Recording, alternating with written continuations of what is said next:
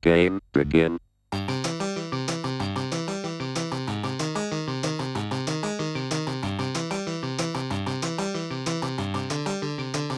Welcome to Spike Colony, episode 12. I am here with winning and loser, Michael J. Flores, and I'm your host, winning and loser, Lanny Huang. How are you winning and loser? Oh, but you got rescued. Nobody rescued me. Lose and in, baby. Thank you. Holy Metelsky. What's the inflection on Holy Pekula? Holy Metelsky. Metelsky. So my opponent, Pog was undefeated after round 4 with round. We're talking about a Pioneer RCQ for the and fans. so Pog offers the draw to his opponent, and they decline. So that Pog beats the bejesus out of them, right? And then they're like, "Would you like to draw?" It's like, "Why?" So then I get that opponent, and then Patrick is bloodthirsty in the last round, and then this is the stupidest reason to be mad about a Magic tournament. I'm still shuffling. They've got 2 dice in their hand. They're like, high roll, and I'm like, we just even and odd, and then just drop one of the dice. And when I didn't say even and odd. I said, can I just call odd? Right? They drop the first die. It's a 1. And they're just like, there's just no way to not be an asshole in this situation, right? They obviously did it by accident, but I literally just won, or I'm an asshole. I either won or I'm an asshole. Those are the only options. So they win the roll. They quote unquote win the roll, and it's Pioneer. Pioneer is such a stupid format from play draw. I have a draw where I'm 100% to win if I'm on the play, but they have a first turn Llanowar Elf, so I don't win. It's so I have to waste my first turn killing their Llanowar Elf instead of opening on a Soulscar Mage, and then second turn killing their Llanowar Elf and attacking for 4 with my Monastery Swiftspear, and its game's already over. So instead, we just play this sludge game. I win game 2 on the play, and then game 3. I mean, honestly, John Finkel probably would have won game 3, but I didn't win game 3. So yeah, I mean, it was one of those. But there shouldn't have been a game 3. Yeah, I mean, I would do the following. I actually have an opinion about this. My opinion is that if opponent has 2 dice in their hands, it is more likely that you'll get angle shot with them trying to take the result of the 1 die roll, because 2 dice in hand means intention to roll 2 dice. Now, the fact that 1 fell out and the sequence of events where they're like, I want to high roll these 2 dice, whatever, all this stuff is chaos. But the fact that they have 2 dice in hand, intention to roll 2 dice. Second comment, you roll the dice, man. You bring a 12 side, a fair 12 side dice. You say even odd. You just bully your opponent. You're just like, we're doing even odd. I do that at every tournament. I pull out my 12 sided die. I'm like, I'm gonna roll this dice. You're gonna call even or odd after the dice has left my hand, but before it's decided. Sometime after 2010, I stopped being bloodthirsty at the table. I remember in 2010. It's the last slot that I had won in a long day, and I didn't win another slot until 2014, 2015. Because that was a national slot, right? I didn't win a Pro Tour slot between 2006 and 2015 or something, 2014. But I played every Michael J game in 2010, won the slot. But then sometime after that, in the ensuing 6 years or however I'm playing, I just stopped playing hard. And I don't know, because I came up in an era when everybody played. If you wanted to win, everybody played hard, right? Yeah. And now nobody plays. It's just I guess I could play the maximum game against these Zoomers, and then they would just think I was an asshole. You don't have. I'm just playing within the rules. I'm just suggesting that you roll the die. I don't know, man. I used to play. I used to preemptively call the judge. I used to do so many things, and just now I'm just happy medium. Let's find a happy medium. Don't even shuffle my opponent's deck anymore. I just. Oh yeah, I mean that's only. I mean, I'd shuffle my opponent's deck in a win-in.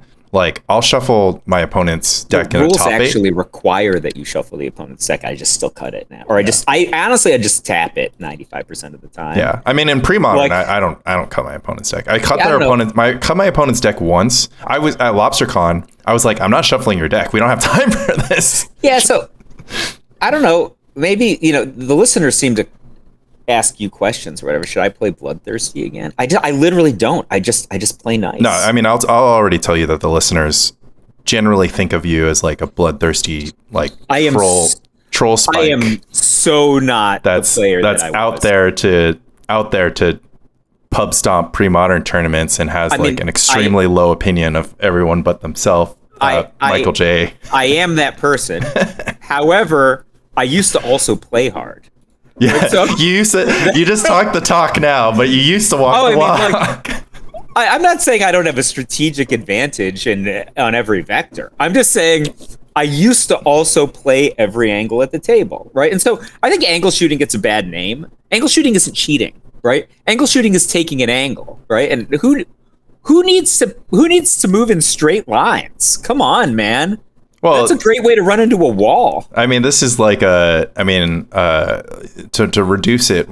Basically the problem with angle shooting is that the rule set, like you cannot concoct a rule set that covers every scenario, and as a result, those angles appear. And then angle shooting is a problem because they go against effectively a fundamental problem, which is that you can't create rules for every situation. Let's I don't want to have a 45-minute conversation in defense of angle shooting. Yeah, that'd be great for you. What I would rather just say is I am comfortable that if a judge watched my matches, they would not be able to identify me doing anything against the rules.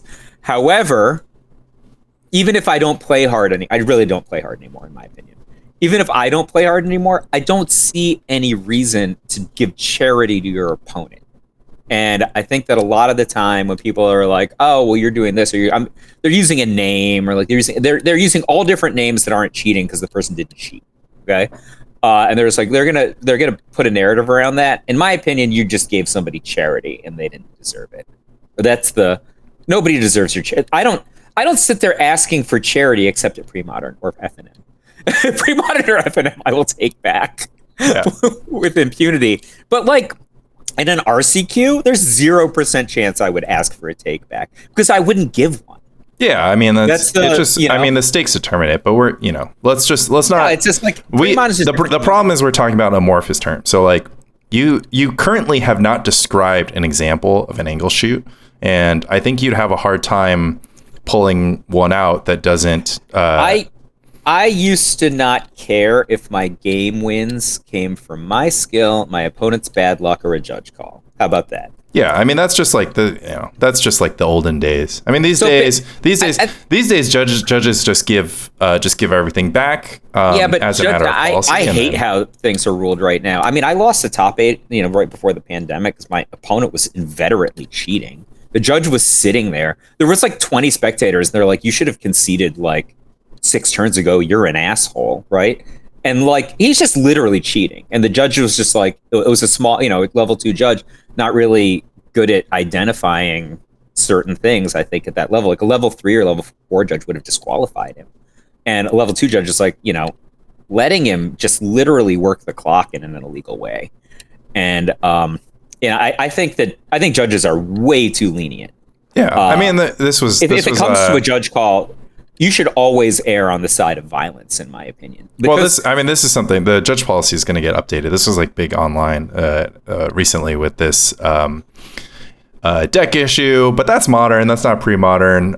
We don't even have judges at our events. We have a judge at the Sacred Torch 1.5. Yep. I met him at the RCQ last weekend. Oh, Elijah? That's sweet. Shout out to Elijah, who's going to brush up on his humility opalescence interactions on his way to the pre-modern 1.5. Shout out to him. He ruled in my favor in round 2, and he was wrong. It was my opponent was actually correct. Oh my god! So I would have gladly taken the ruling, but my opponent was. I literally was just like, I don't really understand this interaction. I kind of did. It was like a bunch of like triggers happening at the same time, and I'm not super dialed into Pioneer. He explained it. The judge said, "Well, no, I don't think it works that way." And then I'm like, "Oh, sweet." I ended up winning the game anyway, but it's correct. It's correct to call a judge. I called the judge because I didn't really understand. Yeah, it's correct to call a judge. Yeah, after that, it's in the judge's hands. I'm very excited. I mean, we're just gonna have judging because there's money on the line. So there's a lot of money on the line. You have to go into my stake / strip club fund right after that. We're gonna party that night. Who wants to sign up for partying with Michael J after the 1.5K? I mean, you have to keep that on the DL. That's going to be a line. I just announced it to our listener. I got phone calls this week, like literally, like ring, ring, ring. Unnamed prominent premodern player calls me. Unnamed, very prominent premodern player calls me on the phone. He's just like, I just listened to Spike Colony number 9, right? And I'm like, I don't know which number 9 is, right? He's just like, it was awesome. And I'm like, okay, it's like late, and I'm listening, and I'm just nodding, and I'm just nodding, and I'm like, what are you talking about, bro? He's just like, Lanny really doesn't understand how control works. And I was just like, OMG. It was a riot. And then that night you had a control-ish mirror. nearly control-ish mirror. Okay. And then what happened? Oh boy, buddy. Who won? Who won? The control mage. Control mage won. The actual factual control mage? Wow. I don't want to talk about that match. On another prominent pre-modern podcast, there was something along the lines of, Rich and Lanny called that a match? Do they not know there were spectators that were sitting there for 2 hours? I was just like, I watched the whole 2 hours. I watched it. I was cheering for the other player. But so we got it 75% right. Wheels came off the bus for William Hurst. Jared Doucette. Good man. LobsterCon. I was going to say matriarch in kind of honor of his 1/1 goblin that gets more goblins. We'll go with matriarch. Yeah. Matriarch of goblins, Jared Doucette, raffle stomping the PSS all the way. He's first seed, right? Number 1 seed. Took out. Did he beat you? He did not defeat me because I had my replenish deck, but he defeated nearly everyone else. Defeated Rich Shea and Tom Metelsky. Yeah, no, I mean, this is like, not enough can be said. I think credit to his name. I think Jared was like, oh, I just want to make top 4. Top seed is even better. Top seed. And his goblins took out Tom Metelsky and Rich Shea. Yeah, exactly. So nice job. Is he up against you first round? He's going to be up against me in the first round. Tom is going to be up against Rich. What was the matchup when you were up against him last time? I watched it. I just don't remember. Last time I played Jared, it was Replenish versus The Rock. Replenish versus The Rock. I don't. So you guys know bans? You can pick any deck, any round? Yeah, we can to pick any deck. So next round. Okay, let's scroll back. Okay. The round robin of the PSS has concluded. The top 4 in order is Jared Doucette, Tom Metelsky, both with 5 wins. Jared has higher seeding. And then Rich Shea, and then yours truly. So I'm going to be playing against Jared. Tom is going to be playing against Rich. And then Jared has play, right? That's correct. Top seed has play. We are going to play best 3 out of 5. Oh. With choose any of your 3 decks. No luck. Best 3 out of... And pre-modern going first doesn't matter that much. Yeah, I mean, it does if you have Goblin Lackey in your deck. But like in most cases, it doesn't. Yeah, there's a few ways to break that difference, and one of them is Goblin Lackey. Duress doesn't matter. Goblin Lackey does. Replenish doesn't matter. I won every round at LobsterCon last year on the draw, with the exception of the top 4 on the draw, and I was only on the fucking draw. I don't know if we beep in this podcast because I scooped BK in. Yep. Which allowed Flint Espel to duress my careful study and strand me with a double squee hand. That was some BS. I'm down for being on the draw with land tax too, so it's gonna be fun. Yeah, so this will be exciting. He's not gonna take the rock again. All your decks are getting against the rock except for Groatog. No, I'm Replenish is my only deck that's good against the rock because we watched the rock defeat my Parfait deck. And then Groatog is pretty weak to Pernicious. That was like a half outer. Yeah. Right? Like so he had a half outer and he got it off of the Factor Fiction. Still made a great play. Right? Yeah. So all those things happened. But I don't know, man. I'm not betting against land tax. They banned it. Who bets against land tax? Who bets against land? Who bets against me? Who bets against land tax? The other day I was just like, what's the plan, Stan? And you're like, that's what's the plan, land. And I'm like, well, The plan is to win. Are you the second best Lan H at designing pre-modern decks currently? I think you might be the second best Lan H. I can only hope so. I'm gunning for first, but we'll have to see at the conclusion of our 1.5K. I'm playing Lan H's deck this Tuesday at the Brooklyn Strategist meetup. Yeah, it's gonna be sweet. So if anyone, I know people have been asking about that on not just our podcast but other podcasts now. And I'm not going to say nothing until I win it, and then I'll put a deck pick, and then I'm going to redact the deck pick. So I'm going to make the deck pick, then I'm going to just scribble black marker over it and be like, subscribe to the Spike Colony Patreon. We don't have a Patreon, but we subscribe to the Spike Colony Patreon. One day. Oh, here's my idea. I'm hoping to offer enough to our audience that they're gonna start ponying up the big dollars and cents to win their local meetup. I actually have a good idea. So tell me if this is a good idea. So we could have a Patreon, but we could give away this like once a month or something. So not saying who gives them to me, but somebody gives me these PDFs. I didn't know that people did these for money. I thought they were just appearing in my WhatsApp. Literally, they just appear in my WhatsApp, and it's just like a 30-page primer on like in PDF form of like whatever deck that I've never played before, but I now physically have in front of me to play in this tournament. Yep. And it's just like $5. What? It's $5 for a PDF, pretty much. But we could just be like, we could make one a month, including sideboard guides for the major matchups. So we're just like, all right, if you're like Patreon level 2, you get to download this. Patreon level 1, you just buy me a race bib or something. Yeah, I mean, I don't know. We can just do like dono stuff. Pre-modern players are famously non-competitive, and they're saving up all their money for guys' cradles. So, but they care about. Oh my! You know what? Magic cards are so expensive. Did you meet my friend Jeff? Hung out with my best friend Jeff last night. We played some Magic. He's like kind of the person who. Well, Jeff's your best friend now. Hold the phone. He's been my best friend since age 9. We went to college together. We were roommates. We were each other's best man. Worked out better for one of us than the other one. But the nut of it is we were just playing FNM last night. We were just like looking up the cards that he owns. He owns 4 foil Judge Gaia's Cradles, all still in the package. Mine are not in the package. They might have never seen a sleeve, but his are still in the package. 4. He has 4, and he's like, all these Magic cards are so expensive. He's just like a beta Time Twister. He's like, that's probably my best card. I'm like, who cares about Time Twister? That's $15,000. Time Twister, yeah. Time Twister, for those who don't know, a lot of people joke. They're like, oh, Time Twister is the weakest card in Power.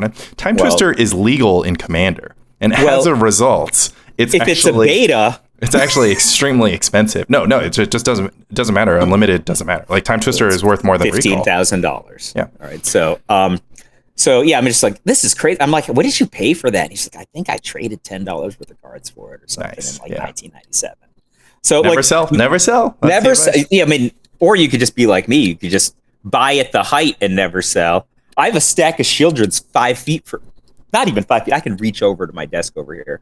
They're over there. They will probably never see a sleeve because Pog decided to be a blue-red mage after making me buy the Shieldreds. Well, did you like how I put the Lanny story in my report? Yeah, the people needed to know that I'm not comfortable with how much Mike bullies those kids. But Pog was just like, I will be the sub. Yeah, he's like, sure. I will be the punching bag. It will match the Shieldreds you have to buy. Right? Like, that's all right. I'm like, I got off cheap. But it turns out I didn't because I forgot to use promo code Flores. I officially didn't get off cheap. Anyways, if you're into Pioneer RCQ reports, check out Michael J. Flores' latest article on coolstuffinc.com. Honestly, that one turned out pretty good. Like, I was like telling somebody recently, and they're like, "Oh, I'm gonna have to write tonight." And they're like, "You haven't started yet?" And I'm like, look, not all of the articles are good, right? Like, they're not all good, right? And I'm like 75% are just not good. You're like, Dad does not love all of his children equally. But I have to write them still, right? But in return, I write like 6 bangers a year. And I'm like, and I've already written 6 bangers this year. Like, I've written at least 1 all-timer this year. But I don't know when they're going to come, right? But I have to, that's the thing, you have to write. Sometimes they're bangers, right? And so I'm just sitting here, we're going to go to KBBQ, right? And I'm just sitting here, and Pog is like, oh, I'll get dinner. We just won $600. He can't get effing dinner, right? So I'm going to sit here. I literally wrote that article on my phone. But Pog is obsessed. So he's checking in with like, oh, I want to see how I'm being depicted in this article, right? And so we workshopped it over dinner. For a PTQ or RCQ article that I did not make top 8, that one was pretty good. Yeah. I liked that article. It had some good stories. You have a little insight into our lives. Lanny's not comfortable with how much I bully the kids. The kids are comfortable with the kids can take it. Yeah. The kids can take it. They got thicker skin, honestly. Yeah. So I kind of feel that way. I'm like trying to, I'll leave this as an open question to the audience. I think pretty regularly people are asking for primers on certain decks. And what's nice about premodern, it's like I can write a primer about a deck. It'll be relevant for like forever. 9 years. The premodern does move. No, of course it moves. It'll be relevant for like, if I wrote anything about Grotog, actually, and I did write a little bit about Grotog, but I came to understand the deck a lot more over my time playing it. But if I write something about Grotog like 6 months ago, it's going to be relevant now. But your sideboard is just worse. Post sideboard you had before. Well, post land tax ban. I mean, the whole land tax thing is like kind of different. But sure. Anyways, so like I hit you up pivoting to talking about strategy, concocting strategy. I hit you up after my loss to Rich Shea to catch up the people who weren't able to tune in. Rich Shea and I played a 2-hour match of Replenish versus Blue-White Stifle Knot, the Flooded Strand Mirror. In the end, I suffered defeat by an exact Brain Freeze, which I put myself in range of by casting Deep Analysis to start my turn instead of Parallax Tide. It was a very long game. I think a famous man once said, "I've never played a perfect game of Magic. I probably make one mistake a turn." I probably made one mistake a turn. I don't think you made. I don't know, because I didn't see what your hand was. So I'll begin by asking you a question. In game 1, who's the beatdown? In game 1, after Rich plays a Dark Car Waste Portent and I just have a Flooded Strand in play, I seriously considered conceding so that Rich wouldn't know whether or not I was playing Replenish or Grotog. So I think you probably should have. I could board with perfect information, and Rich would have to like take a risk bringing in Disenchants and Annuls. I actually think you should have conceded, given the fact, given what you just said. I think you should have conceded. Yep. Because you weren't going to win the game, right? Like, he's on the play. No, I was on the play. I go Flooded Strand go in game 1, and then he goes a Dark Waste Portent, and I just put my head in my hands, and I'm like, I can't believe. So, okay, we have to rewind. Oh my God, we're such bad podcast hosts. I'm going to rewind even further. Rich has 3 decks. He has Blue-White Dreadnought, his Blue-White Landstill, Blue-White Dreadnought, he has Parfait, he has Goblins. I have Blue-White Replenish, Grotog, and my Parfait. So let's go ahead. We all thought Rich was going to play Parfait. Let's talk about the pregame. So we all think that Rich is going to play Parfait. It's a win and in. Plus he needed help. Match. It's a big match. Actually, I want to take a step back after I make this comment. On commentary, Metelsky was like, I would put any amount of money on Rich playing Parfait. I also would have bet on Rich playing Parfait. You know who didn't play Parfait? Rich. Yeah. So Rich, I think, made the correct deck decision. Oh, I mean, because Argent Knot is the best deck to play. I mean, I'm just like yelling. Okay, so I'll just explain. So we have Rich on Parfait for a multitude of reasons. One is simply that this could be his last sanctioned, quote unquote sanctioned, last sanctioned match. Last opportunity with to land cast tax. it. Yeah. Because if he lost, then he wouldn't make the top cut, and then that's the last time he's playing Parfait. 2, it's the deck that he's obviously the most comfortable with. He's the master. Even if he's a dog in a certain matchup, even if he has some amount of fear, he probably thinks that he can pull out a win with Parfait and just like not make any mistakes, right? And then finally, let's just consider my 3-deck gauntlet. Parfait, I actually defeated Parfait the last 2 matches, and these were pressure matches with Grotog. I defeated Parfait. before the land tax ban. So I felt pretty good about my Grotog versus Parfait matchup. But Rich has no respect for Grotog and likely thinks Parfait's favored in Grotog. Rich also has played very many more Parfait mirrors than I have. And he's probably confident that he would. What if we had just tested the Parfait mirror? No, because we value our time and our lives. I mean, I love grinding premodern. Are you kidding? Like, that's my favorite thing to do. The problem is we wouldn't get any data because we would conclude game one and we would figure out the matchup.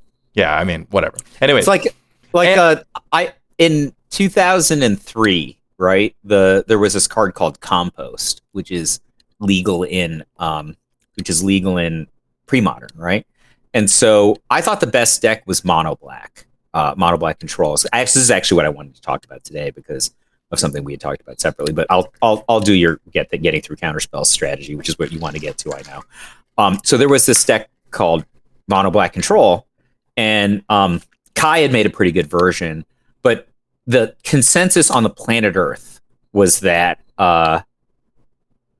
you could be the best deck, but you just never beat the card Compost after sideboarding, right? So Compost is 1 in a G. 1 in a G. Yeah, 1 in a G. If a black card goes to the graveyard, draw a card. So every time you Innocent Blood, Smother, etc., every time, so they always get a card back. And this card can be played by primarily Blue-Green Madness was the green deck of choice, but there was also Green-Red, which was a difficult. And it's an enchantment. Notably, it cannot be removed by black cards. Cannot be removed. So I was really high on mono black because it had such a good game one win percentage, right? And everyone was just like, you can't play this deck because of Compost. So I figured out how to beat Compost after sideboarding by testing a lot, and I beat 2 Composts in play 6 times at regionals that year. And the strategy that I had was to ignore the Compost. Yeah. You can draw all the fucking cards you want, right? And I'm not bleeping anything. I'm just marking explicit on the podcast. So they're like, well, how would you win, Michael J? And I was like, look, my strategy is just Innocent Blood and smother all your guys, right? And they're like, well, that's their strategy. They're just going to keep drawing a card. I'm like, yeah, but if they don't have a creature in play, they're not going to win. Like, unsummon is good. You just turn smother into unsummon. That's basically what you did, okay? And they're like, yeah, you're going to run out of cards. You're not going to be able to destroy all their creatures. I'm like, no, but the game is going to end. And they're like, what are you talking about? The game is going to end. I'm going to wait until I have 6 land in play. Then I'm going to cast Duress. And they're like, you can draw a card. Then I'm going to Duress your Circular Logic, and then I'm going to go to attack phase, right? And then your Circular Logic is going to fizz at that point. Then I'm going to cast Laquatus' Champion. They're like, what is Laquatus' Champion, you might ask? Well, it's corrupts 5 through 8 that also block any size Wild Mongrel. So I just won with Laquatus' Champion and play like a bunch of times. So we just change the game, man. Yep. Like, let them have their strategy. Their strategy don't work anymore. Yeah, I mean, so I wish people did this more during the land tax era because it was just kind of like my goal in life as a Magic player. I don't think I was ever actually, that's not true. I definitely was the best deck designer in the world a couple of times. But my real skill was I made the best sideboards. And that was a case where we had a really, really good sideboard for a really high level expectation deck. So what I'm saying to you ultimately is we could have tested it and figured it out. Yeah, I mean, probably. But then we would have played a 3-hour match and my wife would start yelling at me at about 2.5 hours in when I was She's not that big. You can deadlift her, right? That's what you do every Wednesday. But anyways, so we all have Rich on Parfait. Literally everyone I talk, and I was the only one who gave Rich credit because I had a simple paradigm going in, which was that Rich told me himself, he was like, do you really think Replenish is favored against Parfait? And I was like, I think it's extremely favored. And Rich is like, I've never lost to Replenish with Parfait. And I'm like, well, that's because you're lose. Rich. Yeah. How can you exactly, if you're Rich, how do you assess whether or not something's a good matchup? You don't lose. You're just like, well, guess my deck's pretty good. No changes, resubmit. So this was a crucial part of fundamentally, it came down to him like, how much does Rich respect like my opinion? Does Rich think that I am a powerful mage? Does he think that when I tell him that replenishes favors, does he believe me? Or is he going to just look, what ended up happening, the reality is that he actually just looked at my deck and he decided there was enough different about how I built my deck that he was scared of it. But he also decided that it was the only deck that I could choose. And part of his logic for it being the only deck I could choose was he was like, is so bad. He was like, Grotog is atrocious. Grotog was your blue-green stasis. And so he caught more wins than blue-green stasis. Everything caught more wins than all of my decks. I won one match last year. He effectively was daring me by picking Blue-White Stifle Knot. He was like, I'm going to hedge against Lanny, effectively choosing his most powerful deck in the form of Replenish. I'm just going to hedge against that. He thought it was the right decision for me. And he made that choice given absolute zero fear that Blue-White Dreadnought happens to have an atrocious matchup against Grotog. Like, and this entire time from week 1, when I looked at the lineup, I was like, this is sweet. I get to play Rich in the final week, and I'm going to play Grotog against Rich, and I can actually defeat Goblins, Blue-White Dreadnought, or Parfait with Grotog. And I like one of your matchups there. This is going to be that much. This is going to be great because I'm going to prove to Rich that Grotog, is a deck basically, and because he has effectively zero, he just has no respect for the deck. And so I was like, I got to prove it to him. And then all of a sudden I was like, well, if I draw the Parfait versus Replenish matchup, that's just a walk. And so I got too excited to have a walk. I mean, I guess it was a big swing. We'll call it a big swing. I was too excited to secure you made the right decision. An 80% matchup. No, but you made the right decision. I mean, I don't know. I think it was like 80%. Anyways, if I had, it's a coin flip. Like, I just didn't have the read. We all didn't have the read. So Rich had the read. So let's just go back to my question, which is more interesting than the inner monologue of a deck no one will ever play and a deck nobody is allowed to play. Right. So those are the options of the decks we're talking about right now. Who's the beatdown? Between Blue-White Stifle Knot and Replenish. In game 1, you went first. He played a first turn port. And who's the beatdown? Well, it is the Blue-White Replenish player.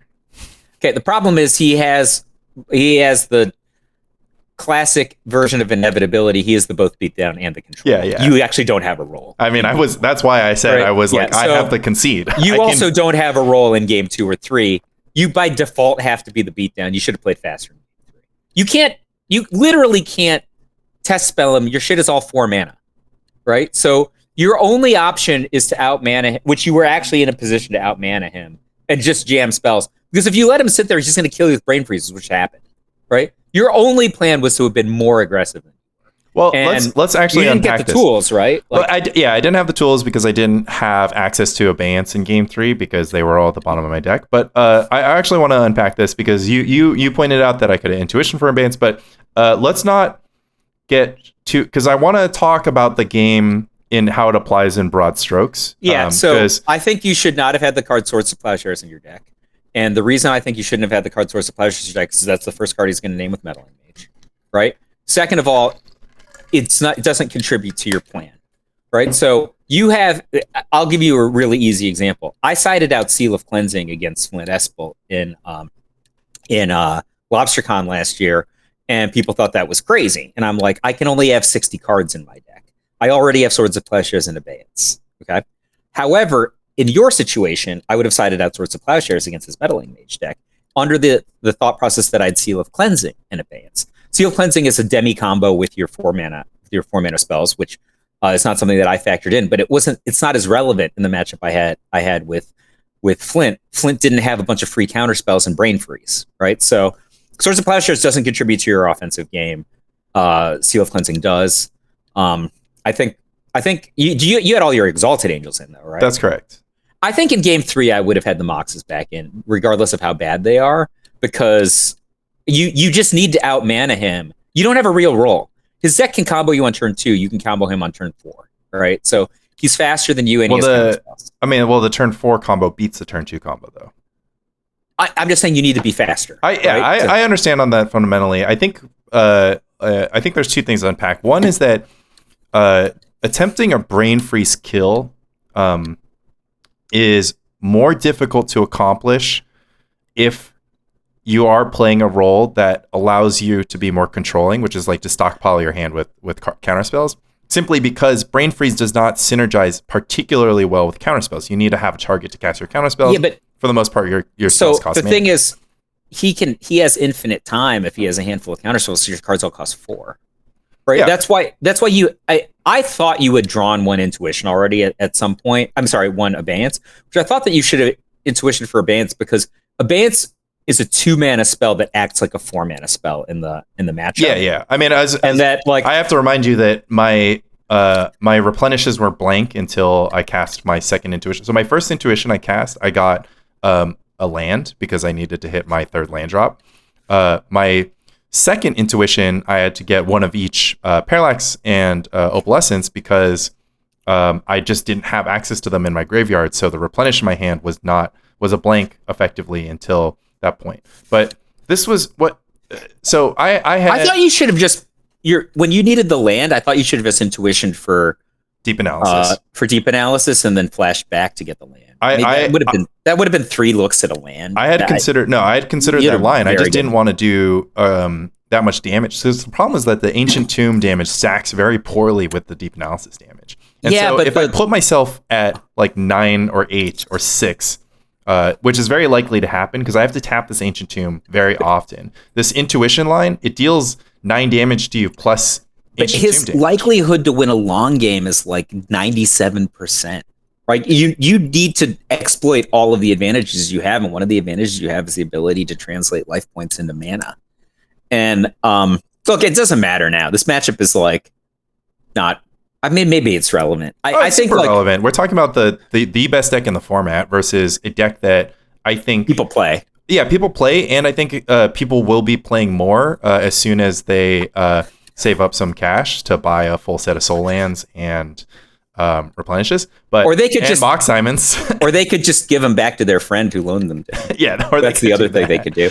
Oh, this is funny. I got the mock between the two of us. I have the moxes, you have the intuitions. Okay, I'm a little ahead. You haven't needed to borrow the moxes yet, but there's only but I mean, I also provided the City of Traders and like $1,000 worth of forecasting. I'm borrowing the City of Traders because mine are gold bordered. Okay, it's only because I didn't want to play gold bordered cards in the PSS. Those City of Traders carried me to the Pro Tour 2 times. Well, they've carried me to the top 4 of the PSS, and they could carry me to the top 1 of the PSS. We're 37 minutes in. We've still only talked about bullshit. We pledged not to talk about this boring ass match. We did. We really did. So apologies to you. So this is what I wanted to say. This is my fundamental point. So we're talking about how to defeat infinite counterspells, and so let's talk about level 0, which is like how do you defeat X counterspells. You play X plus 1 cards. Yeah, right? So you have a starting point, right? Yeah. So the first paradigm, I've written about this a bunch of times because I've been writing Magic articles for more than 20 years, and sometimes you get to repeat things because all the people who read the article the first time I wrote it are dead now. They're retired, because it's so old, right? But it's a valuable tool, right? So the real paradigm you set up is you've got your opponent to 2, okay? You can't stop. You can't just be like, oh, okay, how do you beat infinite counter spells when both players have 10 lands in play and 7 cards in hand? That's not. You don't in that situation if they have 20 life, right?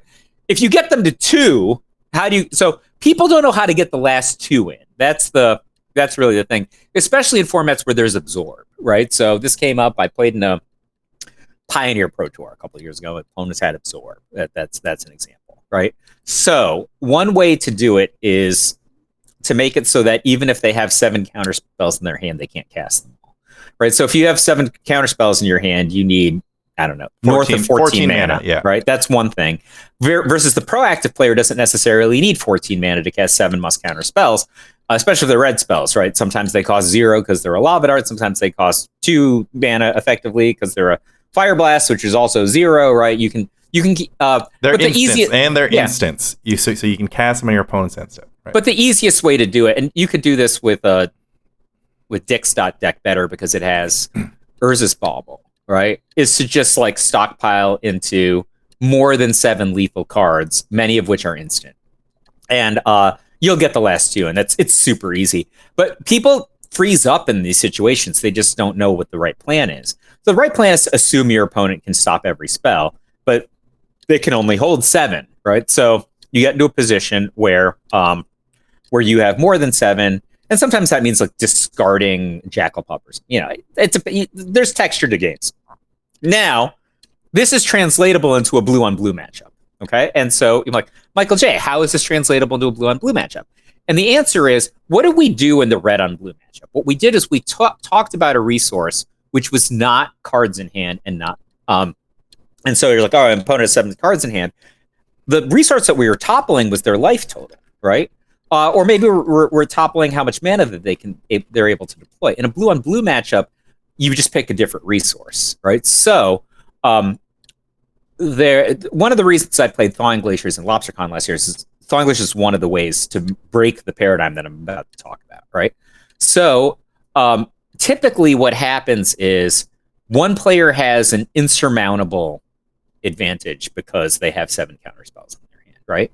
And that is often paired with something like an Ophidian, right? So I'm just using an Ophidian as a proxy for an ability to deploy more resources than naturally occur by drawing Sometimes one card. It's just a factor fiction. So a factor fiction is not good. Factor fiction is a card in hand and it requires mana. Sure. An Ophidian's great. It's not a card in hand. It doesn't require mana. So for purposes of what we're talking about, if you have a factor fiction in your hand, that means that that's 4 mana that you're not using counterspells, and it's also a card in hand that you pass with that isn't a counterspell, right? So if you're in a blue-on-blue matchup, and this is one of the reasons I asked Lanny who's the beatdown. So there's a point where if you both keep doing nothing, they have to discard a counterspell. At the point that they discard a counterspell, you win the game. But that's crazy. How do you win the game? The answer is it's the exact same situation as the red situation, other they're just not at 2 life. The second they discard a counterspell, you win the game because you now set yourself up to have 8 must counter cards. If they discarded a counterspell, by definition, they cannot stop 8 must counter cards. This, by the way, is how I lost with my Enchantress against Stasis match last year. I could stop as many must counter threats as the Enchantress deck could propose, except for I took Thawing Glaciers instead of Arcane Denial. I'm like, ooh, Thawing Glaciers! And so I had 1 too few counterspells, right? I'm like, I have 7 counterspells. How plan. could I lose, right? Yeah, so you had the plan, you didn't execute. I just said next because I saw this shiny Thawing Glaciers. The danger of cool things. Yeah, and literally the same thing happened to me with the Deep Analysis because I'm like, I just want to cast these Deep Analysis so that I can have 8 cards in hand. If you have 8 must counter spells, one of the literally must counter spells resolves through 7 counter spells. Yeah. Now let's look at what Lanny has. So we have to scale this down for 2 reasons. One, Rich only had 5 lands in play. So he couldn't cast 7 counterspells. Well, he can cast... Yeah, allow me to scale it down. Yep. So Rich has 5 lands in play. His deck has access to 4 foil, 4 counterspell, 2 annul after sideboarding, and Daze. So Daze is not a real counterspell on turn 15. It can be, but typically it's not. It's probably going to pitch to foil. But foil's a free counterspell that sort of synergizes with Gush. It requires 3 cards. It requires 3 cards, but 0 mana. When paired with Gush, it effectively means that on any given turn, I would put the max counterspell. The max counterspell for max ability to counter. Yeah, max ability to counter on a given turn of that specific game. No, at that point in the game. Yeah, at that point in the game. I would say that he could effectively cast 3, maybe 4 in the form of counterspell plus foil. I would maybe put him on counterspell, annul, foil, but that would just be wild. I would have put him on 3, and I would give you a caveat, which is that it might be even lower than 3 because he was clearly sandbagging at least 1 brain freeze. And he can't give up the brain freeze. Right. I mean, let me add one more thing, which is just that, like, specifically, a hand that has gush and 2 foils is the gush gas is the 2 foils, right? So you pick up 4 cards, you put them right back down. So yeah, but so here's but then he's really in bad brain freeze situation the next turn. So what you had to have done was to create a 2-turn cycle where you could cast 6 spells over 2 turns. You basically win the game if you just play for that play, right? He can't beat 6 spells in 2-turn cycles with the situation that you said. He literally can't. So all you have to do is lace 1 Parallax Tide in the middle of the first turn, and then your last card is a replenish. He can't win the game. But you didn't see the play. Well, I didn't have access because you know, as you pointed out, I had Swords of Plowshares in my deck, and so 2 to 3 Swords of Plowshares over the course of game 2 and 3 were effectively rotting in my hand. I also boarded out Frantic Searches, so I couldn't filter through those Swords of Plowshares. I definitely made an error in that point, but I actually want to go back to the original paradigm, which is pretty exciting because, you know, initially we were talking about the match and you're just like, oh, Lanny, you're so dumb. You don't understand how to beat infinite counterspells. And I said, Mike, look at my sideboard. I brought in 15 cards in this matchup because I do understand how to defeat counterspells. I brought in 4 Abeyance, Mana Short, and 3 Exalted Angel. I brought in 8 more must counter spells to effectively put myself in and cards that draw more must counter spells to put myself in a paradigm. I think Exalted Angel is only good if you have Swords of Plowshares in your deck. Well, you had them both in your deck. Yeah, of course. I mean, let me gas myself up even further because the genius of bringing in deep analysis is that most people, one's good. Let me explain why. The reason why this is exciting and the reason why it's better than Fact or Fiction is because, as Michael Hoyt pointed out in the commentary, you have 4 Intuition in your main deck. You don't want to cast Intuition to put 2 must counter spells in your graveyard and only put 1 in your hand. But because you can Intuition for deep analysis, all of a sudden, Intuition could conceivably be a spell that's enticing to counter, and you take no loss of resources in your deck by putting deep analysis in your hand. Yeah, it was awesome. The fault of Lanny was not casting them.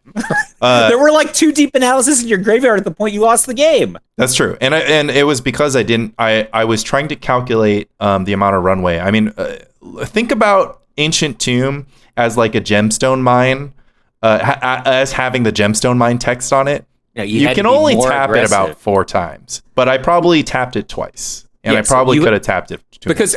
Like I'm saying, the situation we talked about, if you cast 6 spells in 2-turn cycles, I literally don't think Rich can stop you. Yeah, I mean, I may or may not have had access to it. One weird dimension. Yeah, but if you had cast your deep analysis, you would have had access to 4 more cards. At some point, if I cast 2 spells in a turn, I actually open myself up to the brain freeze line. But anyways. Yeah, but so here's the thing. I think you have to play. Okay, Brain Freeze is an interesting card. It's a burn card, right? Yeah. It's a burn card that could do 18 points of damage. Yeah, that's not 20. It's an erratic explosion. Yeah. So like, yeah, he's got Brain Freeze, but like, you have to win the game because he has Brain Freeze. It's true, right? Yeah.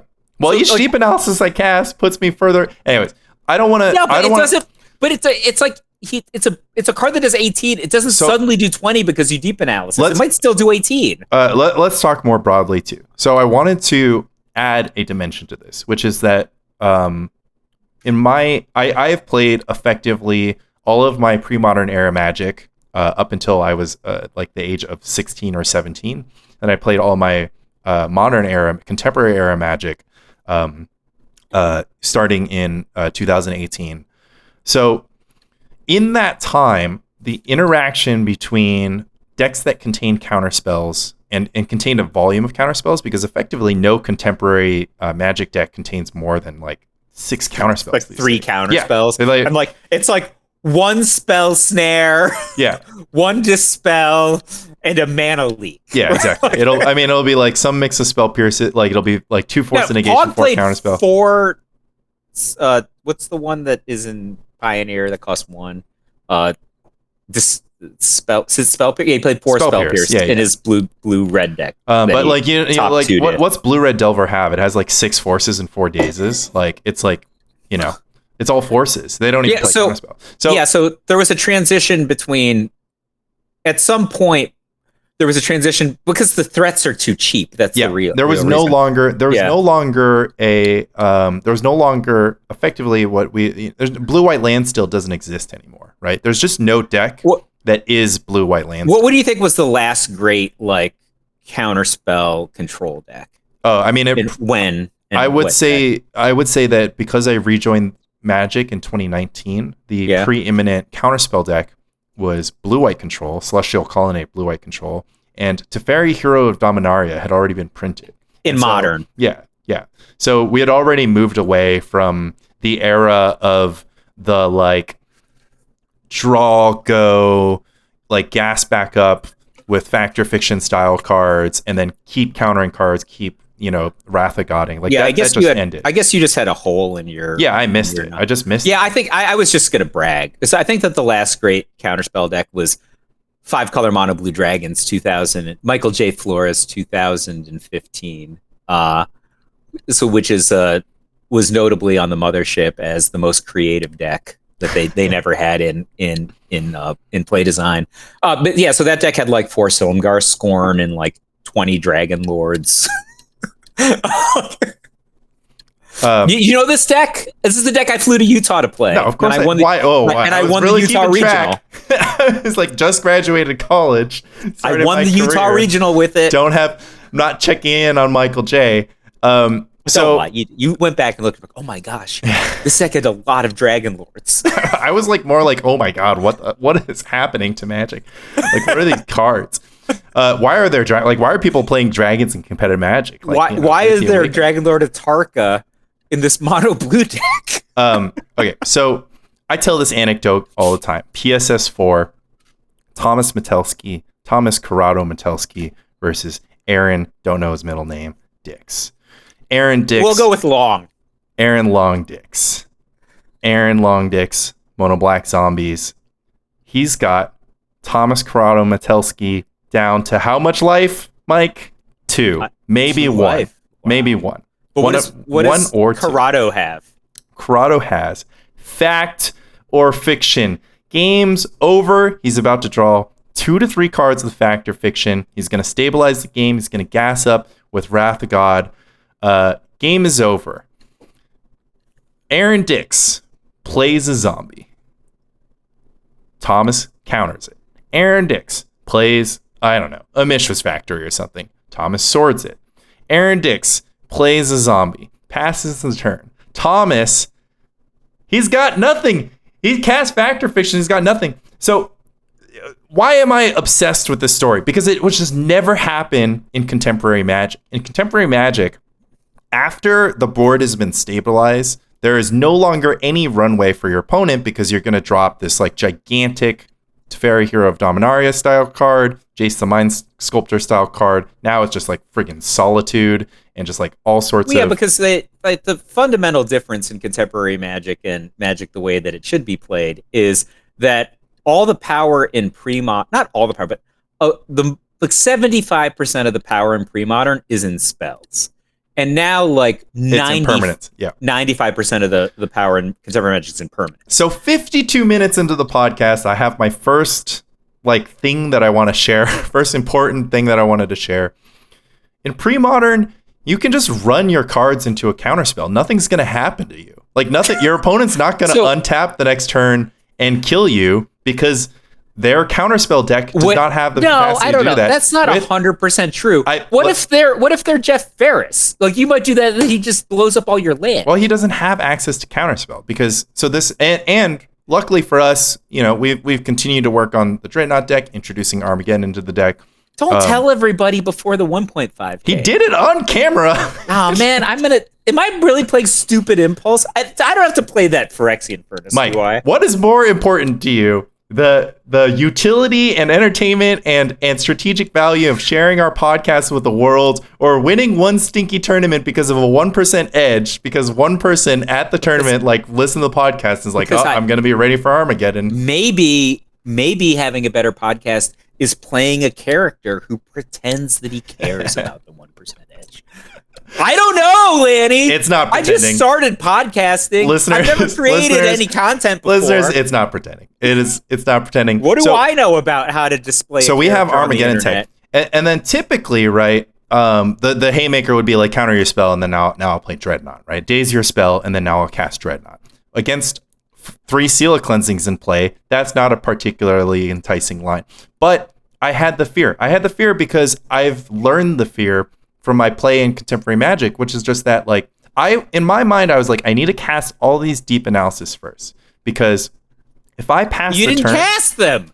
I mean, I cast them. I cast them in a way that, like, the ones that I did cast, I tried to minimize the damage that I took to myself, because I was concocting a script that included never tapping my Ancient Tomb because until like the last turn that I could. Given the fact that Meddling Mage was going to kill you the next turn, what went through your head when Rich did nothing to save it?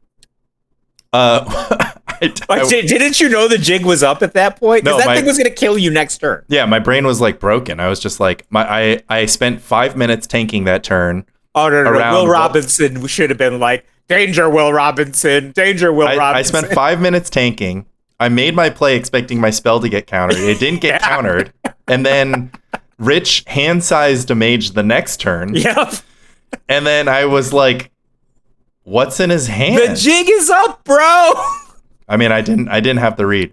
Anyways. But there's no read there. Meddling Mage is the best card of the matchup.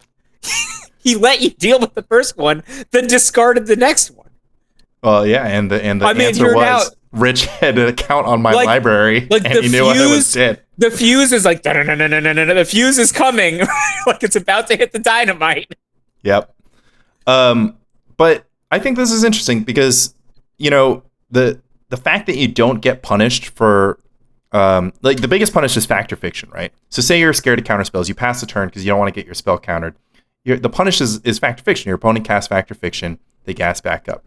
So in this matchup, Rich doesn't have Fact or Fiction. His punish for me essentially stumbling on a turn and walking into a daze, walking into a counterspell is to play Dreadnought, but I've cut that angle off. So all of a sudden, as Rich mentioned, he's kind of a weird Storm deck that also happens to have like Meddling Mage or, you know, but whatever. He's like, it's weird. He's like an I win situation also, right? Like he literally just can, I mean, on the play, he can just I win you on turn 2. Yeah, right? he has a lot of, you do about he has it, right? no, like, he has plenty of choices for how he wants to end the game.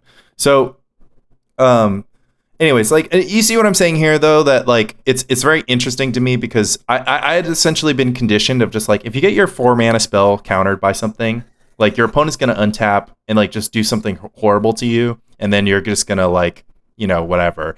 In my situation, I could have also started presenting threats sooner. Yeah, that's what I'm saying. You had to cast spells, right? And Rich has access to 10 counter spells. I have access to, as I mentioned, you know, after sideboarding, I have access to, you know, whatever, 20-ish threats or like 12. Yeah, but so or resolve 16 the first threats. intuition. You basically have hand size plus 8. Yeah. Okay.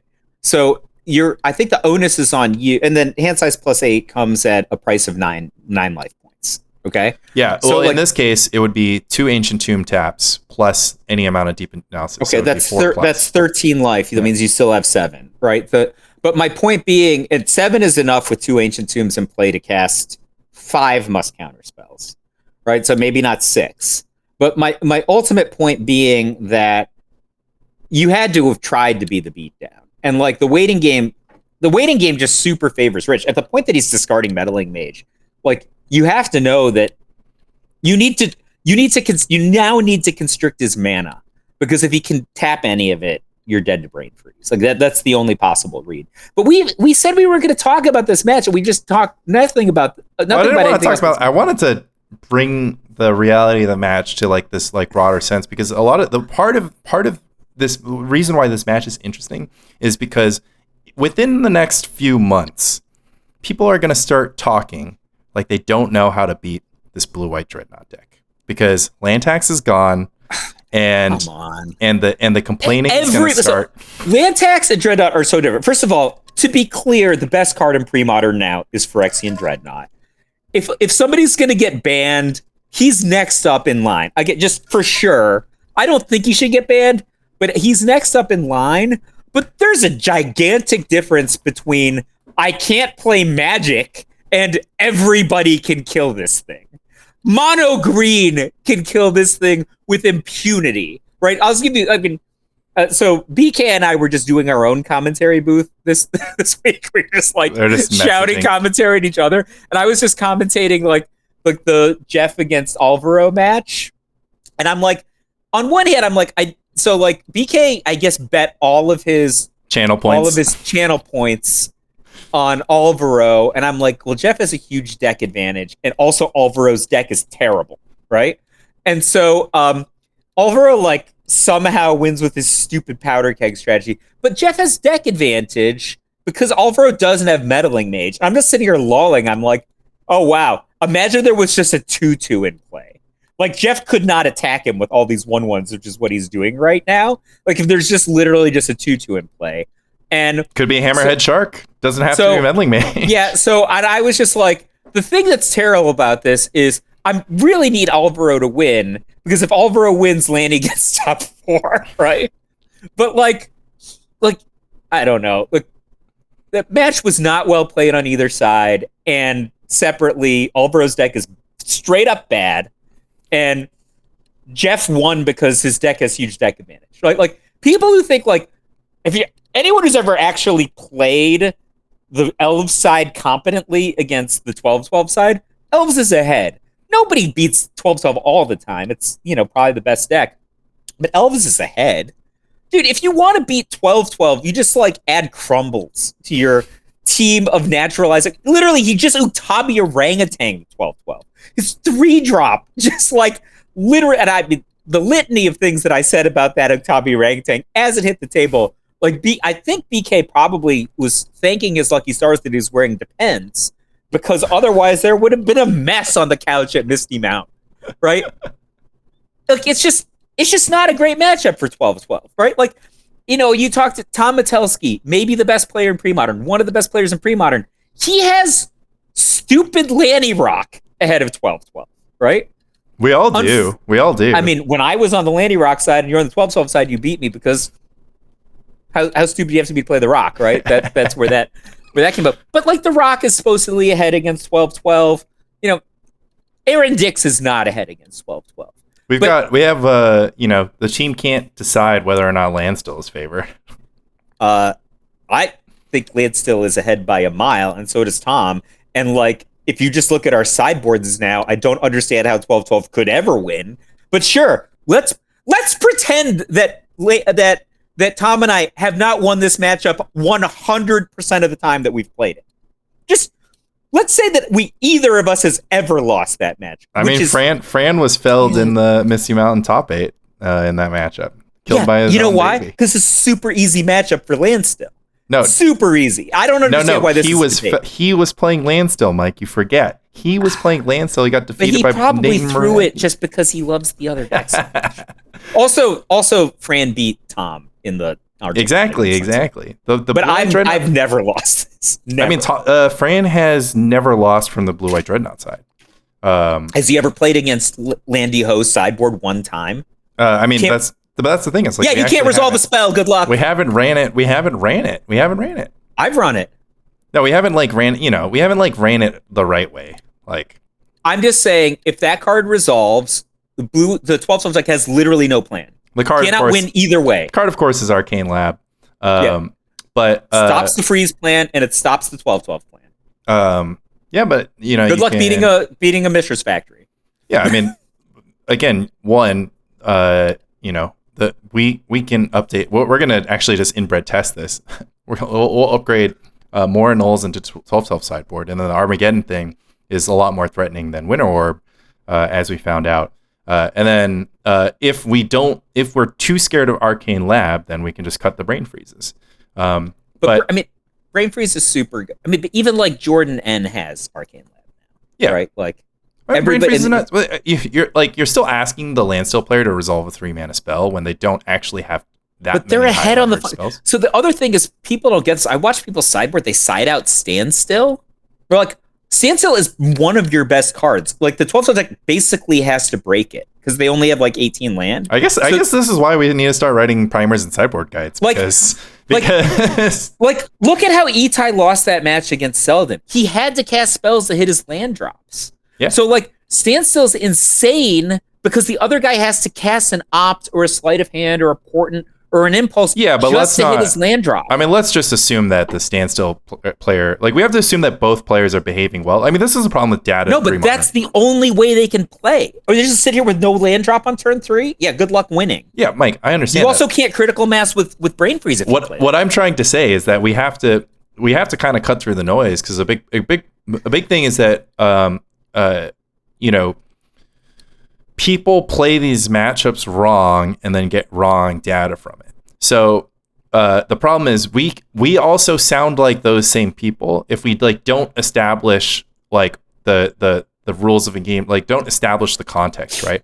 So effectively, what I'm just trying to say is that we don't have a good context that we can share with our audience about like what happens when you run up a prepared blue-white Dreadnought player against a prepared blue-white Landstill player. What happens? We don't actually know what's going to be the outcome of that matchup. I suspect that if you take, Landy Ho and run him up against now Rich Shea, the preeminent blue-white person that I fear. Just kidding. I fear Tom, Fran, and Rich, but I fear Rich.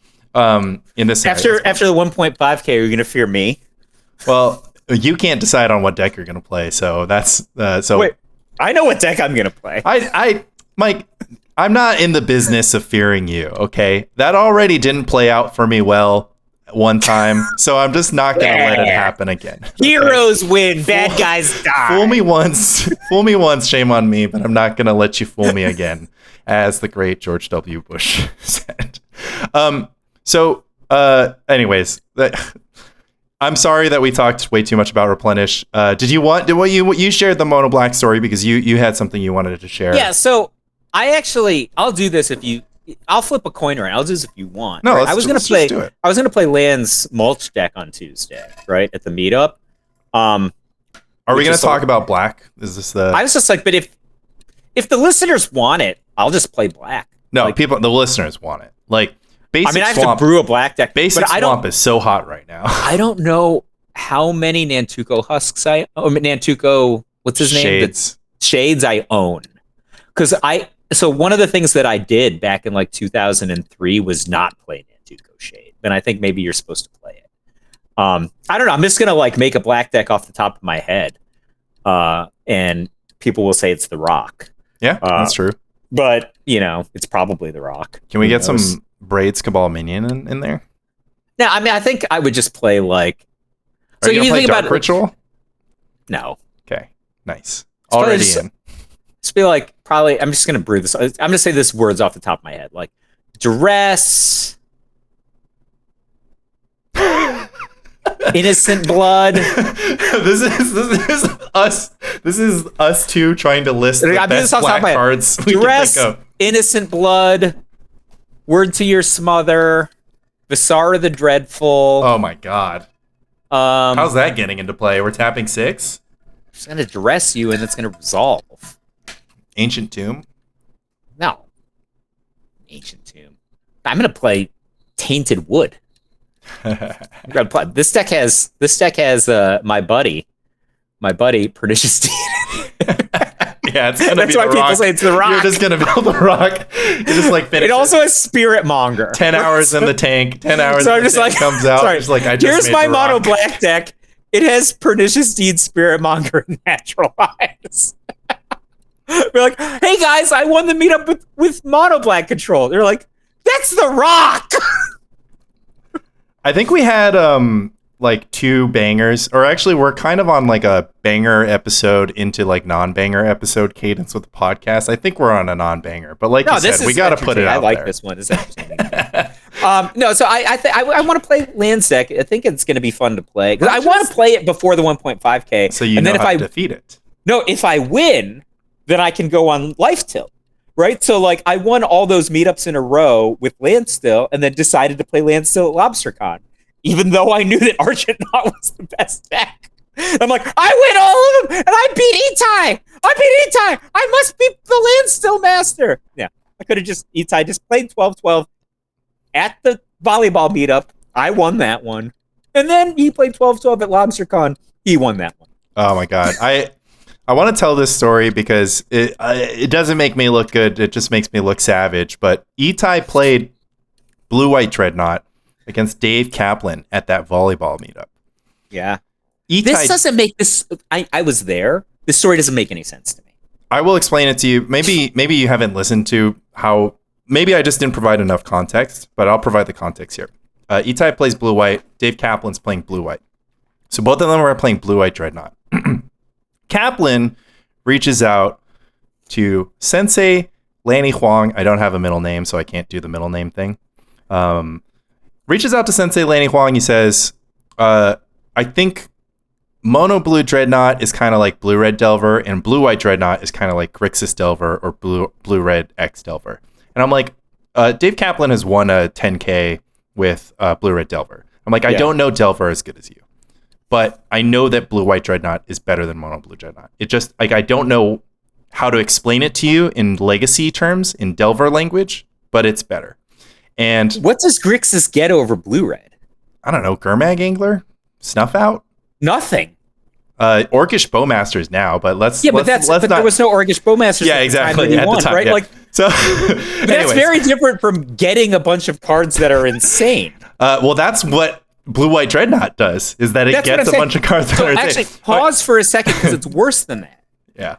Mono Blue plays on average 6 unplayable cards, like because there's just not enough cards to play in Mono Blue. So you're just playing like Reality Ripple, Misdirection, Disrupt. I do want to point out all bad. I want to point out that Dave Kaplan had the best bad card that I've seen in Mono Blue Dreadnought in the form of Merchant Scroll. I actually thought that was like an acceptable bad card to play if you weren't going to play Meddling Mage.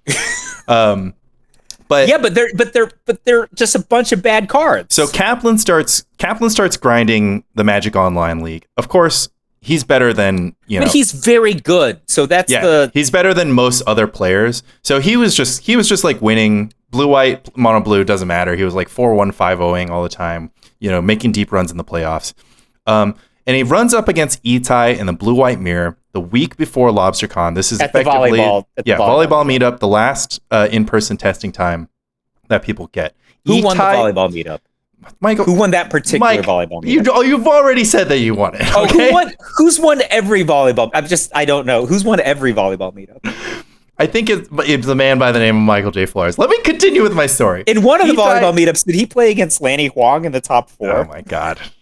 I don't know. We could just clear this up for the listeners.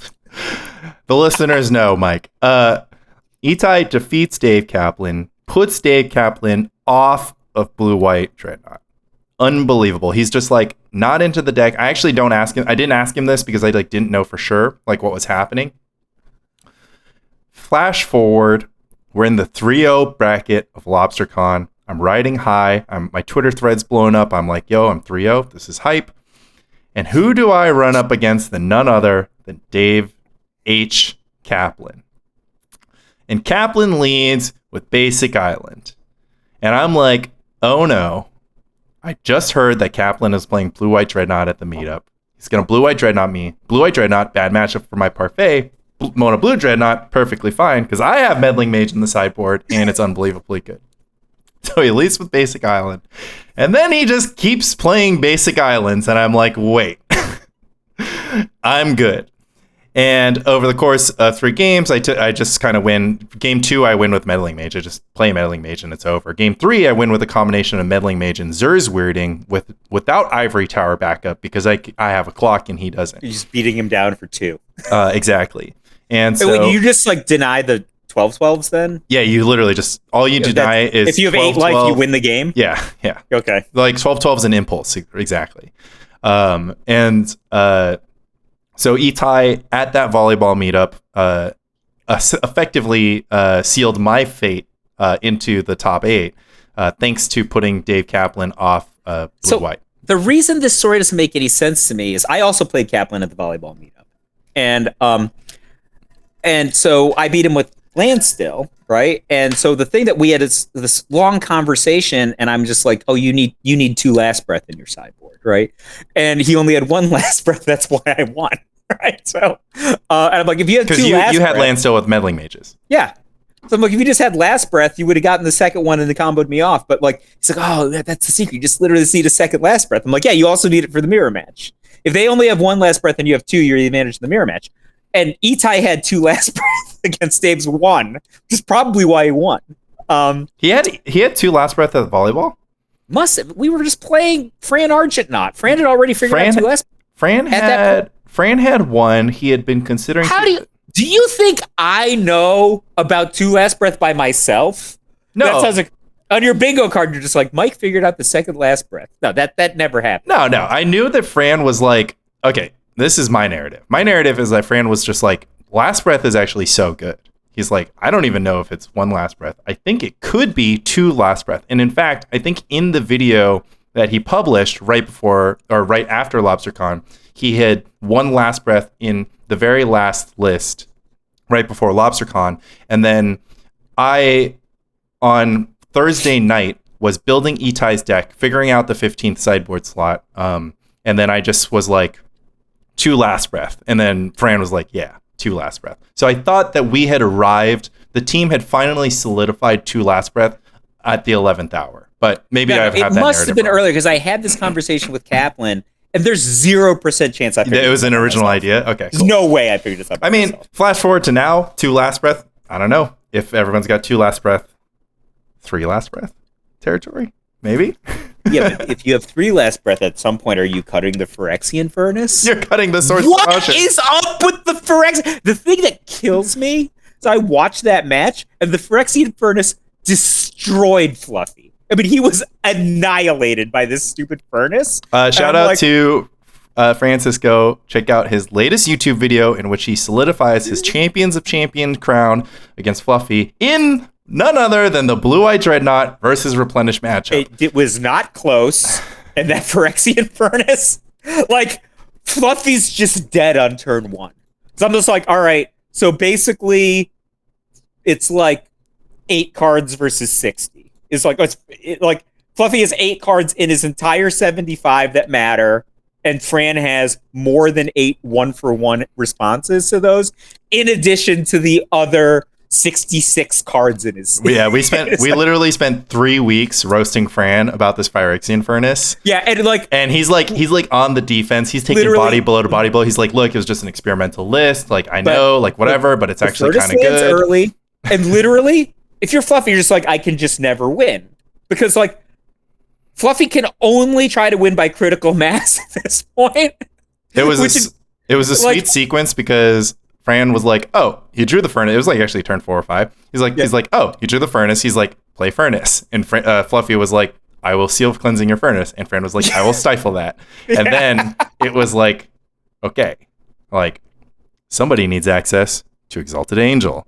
But that's neither here nor there. Yeah, Best deck, not the best list. It was. I mean, that furnace looked like you had glued Usain Bolt's legs to LeBron James. Like, it was unreal. It was the double goat. Like, it was literally Phil Mickelson swinging his arms in a casual golf match on LeBron James's perfect human body. That has been perfected by science, not just like a lifetime of grinding it out in the gym. LeBron James makes his annual pilgrimage to Germany where he just, swaps out all the old parts. He's just, people are like, oh, at like 38 years old, why is he still playing at all-star level? Well, the answer is German automotive engineering is now. Well, Mike, I'll have to ask you the question then. Phyrexian Furnace. Is it in your 60? It's going to be the stupid. Is it in your 60? That's my question. Yeah, it's in my 60. I don't want to play the impulses. But like I get Did you see those impulses? Yes, I saw it. I saw it all, Lanny. I saw it all. Okay? Those impulses were so good. Game winners, every single one. Every single time you cast impulse, game winner. One time he impulsed. He was the dealer in that last match. When he was, I mean, that turn is just like tap for white, gush. I was like, oh my God, you just gushed. And then he get in 6 for 2 and then played a land. And I was just like, oh my God, Lanny's going to be in top 4. Yeah. I didn't get to watch it live. I was already in bed, but it was, thank God. I mean, he literally tapped the white and then cast the card gush. Yeah. Like, match is over. The Armageddon was face up on the table, Mike, but I like the dramatic ad. I mean, it was very exciting to watch, Lanny. At some point, some of us were paying attention to the Premodern Showdown series because we had friends in the Premodern Showdown series that we were cheering for from our couch in Brooklyn, New York. So I don't know. Like, I guess other people were doing aerial silks. I get the sense that you don't like it when I tell the listeners that you're lying to them. I get the sense that you much prefer to just lie. Oh, this is the most hilarious part, right?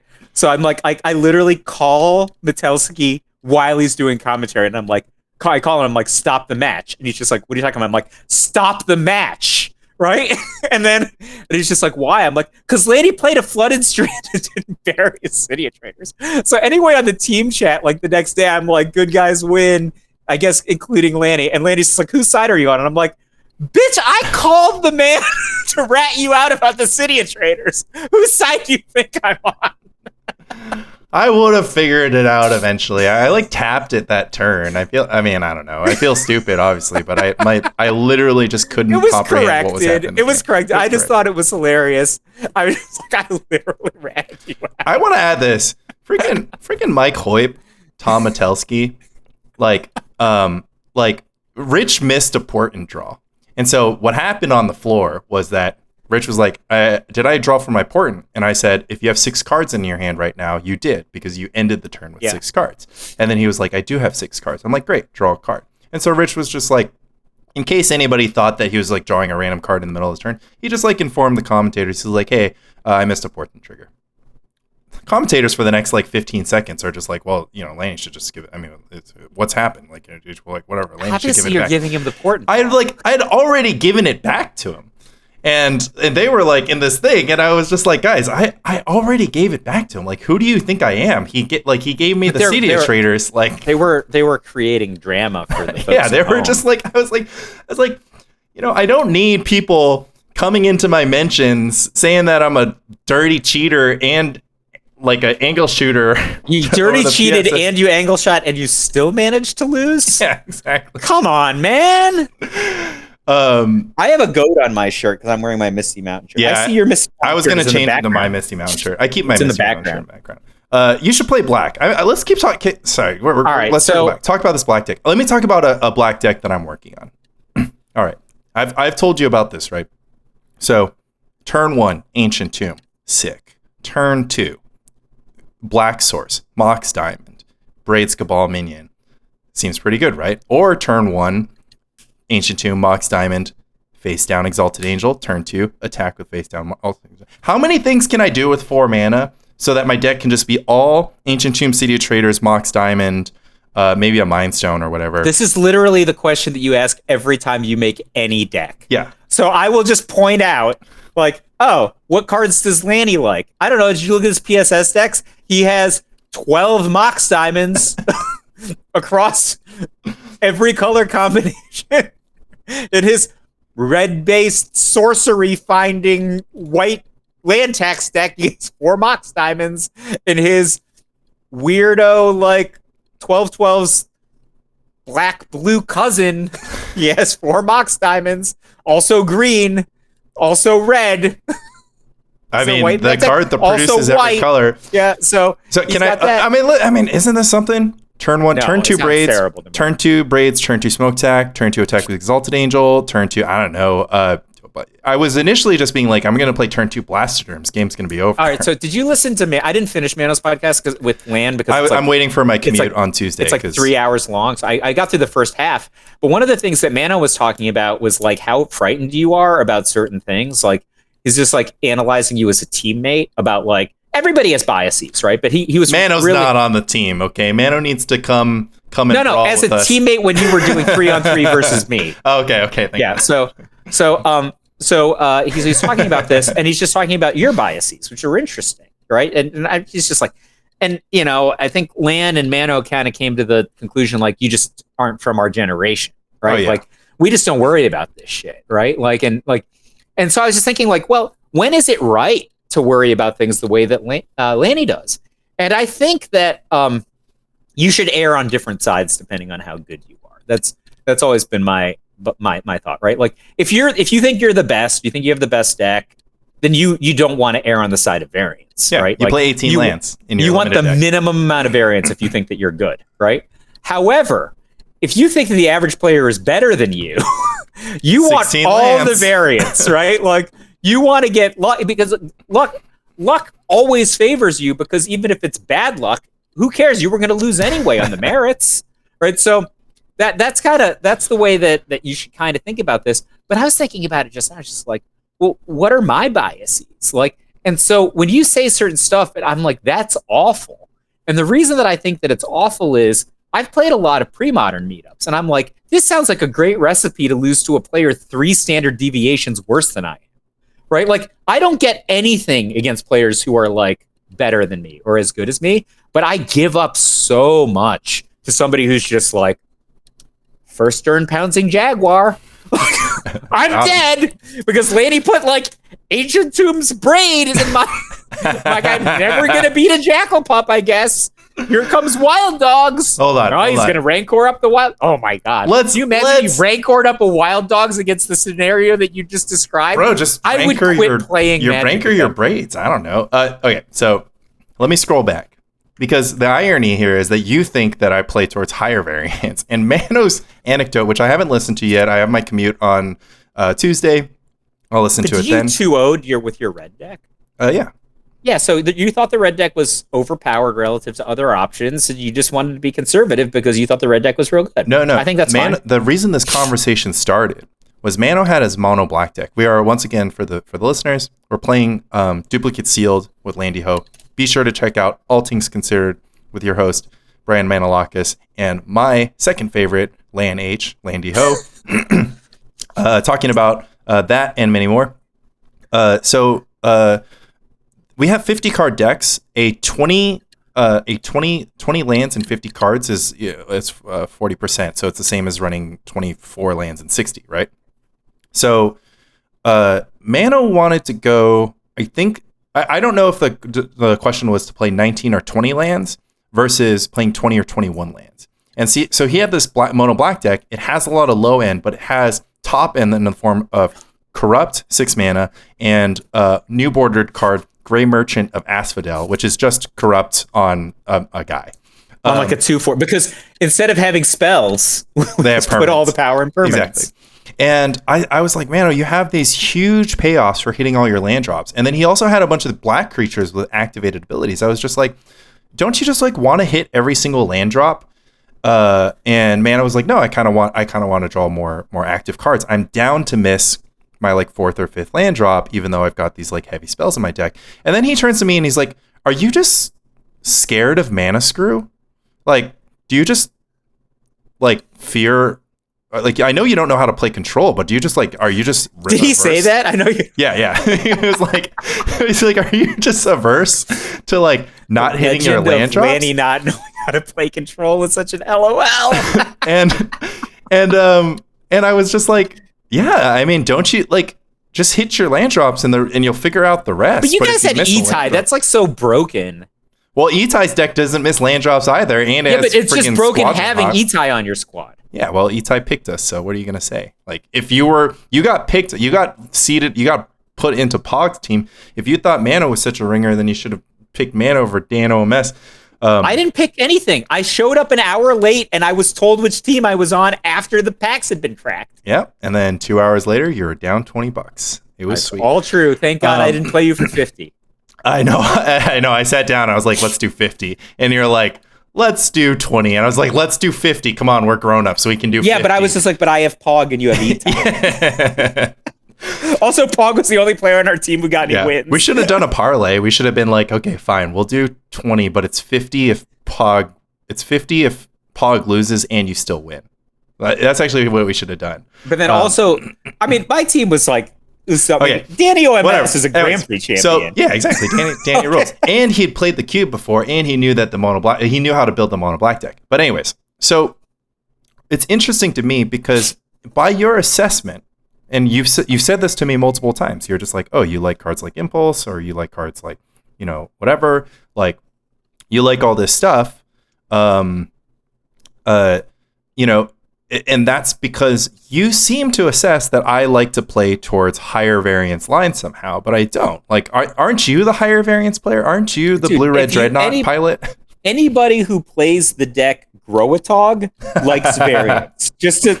Just saying, okay? You like variance if you play Growatog. I want to say this. What are you talking about? The deck has 12 cantrips and 4 gush. It has the lowest 100 colors, and half the cards are straight up bad in half the matchups. So some of the cards are insane in some matchups, but they're just like straight up bad in half the matchups. Well, in game 1, all the cards are exactly okay in exactly every matchup, and then you just sideboard into good cards.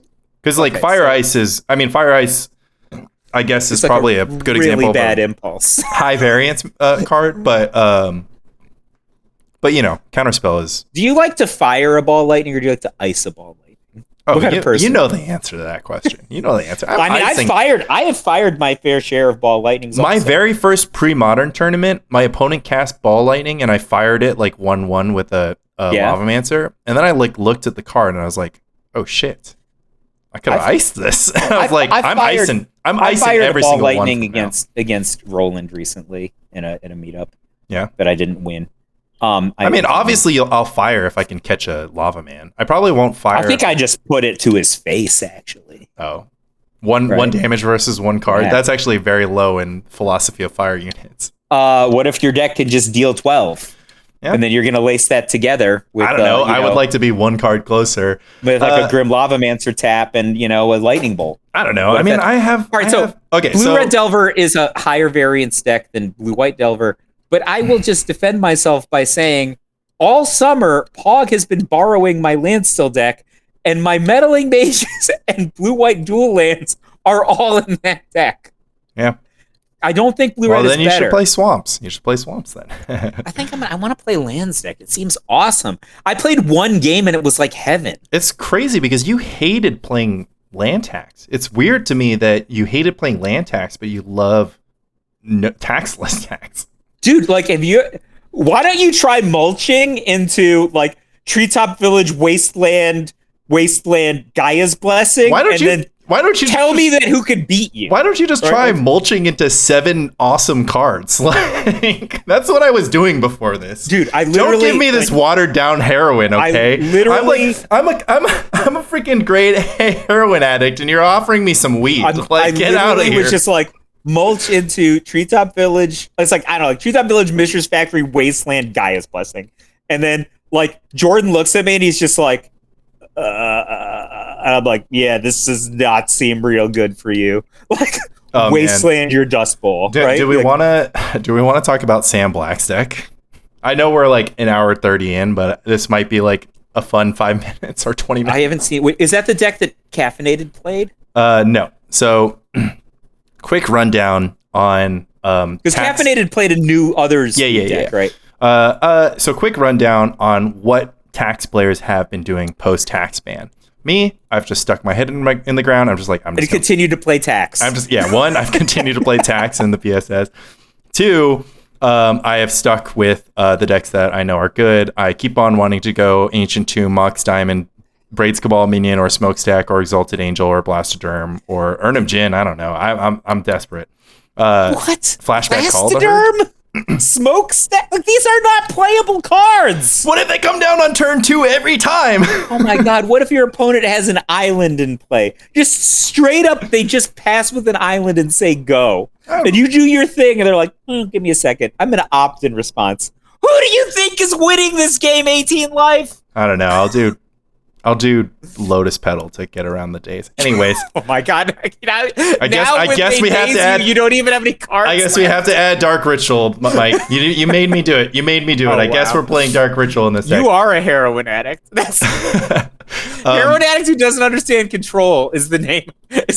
this podcast episode. No, I mean, I feel like we need to save Lanny still doesn't understand control for like at least 2 months from now because it's too early to. Anyway, to tell this story about Sam Black's deck. All right, so we got noted tax pilot Rich Shea. Rich Shea has X1'd the monthly tournament thanks to a taxless tax deck. I'm going to run it down. You share the screen to me so I can just look at it while you read it? Yeah, absolutely. Unless you have like really weird like porn or something up. That is typically what I do when we're just don't. No, I know. Just don't tell we're on people. video. Just don't. Yeah, I'm just saying. Just like change that screen. Only share the screen with the deck list on it. All right. So let's do window and this. Okay. So running it down for the listeners.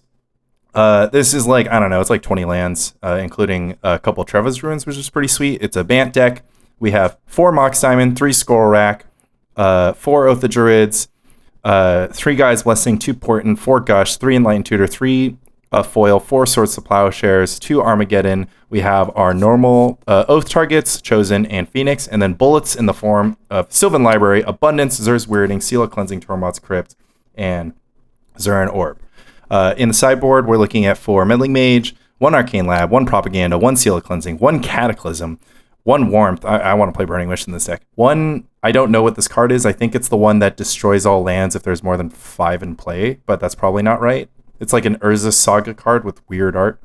Yeah, I don't know. 1 Chill, 2 Annul, a Chroma Angel of Wrath, and Disenchant. So effectively, we have removed land tax from the blue land tax deck. We have replaced it with effectively nothing because that deck also had Gush.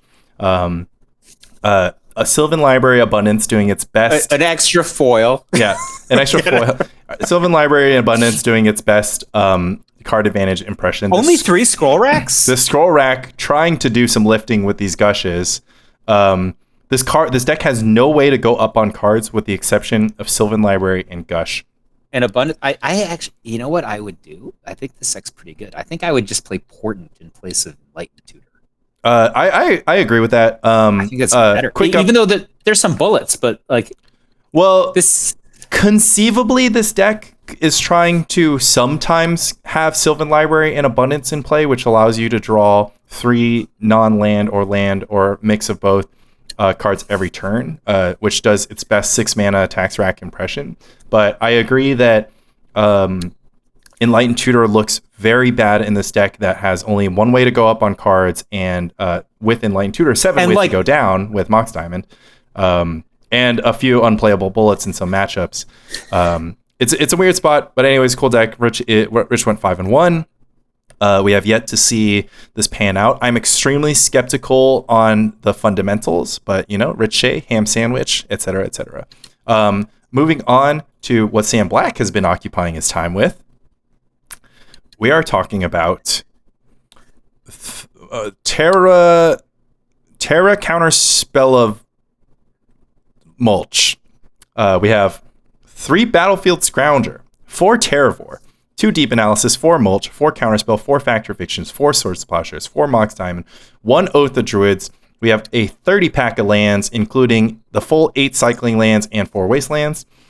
This deck has essentially said close to the same thing, which is I still want to play Counterspell. I still want to play Swords to Plowshares. So there's no Gaia's Blessing. There's no Gaia's Blessing, but we have better.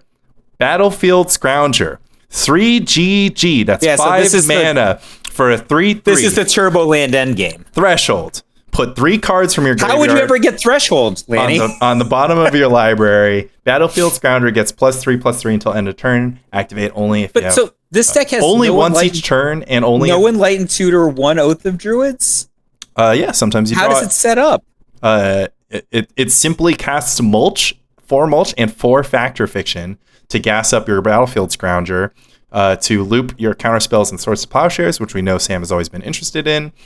We've got cycling lands to help accelerate these mulches, beef up this Terravore. In the sideboard, we have 3 more Oath of Druids. We, of course, have 4 Meddling Mage, 4 Annul, and then 2 Blasts, Blue Blasts, 1 Last Breath, and 1 Ray of Revelation, which I'm surprised Ray of Revelation is not making at least some appearance in the main deck, but I guess this deck is attempting not to fear Survival of the Fittest.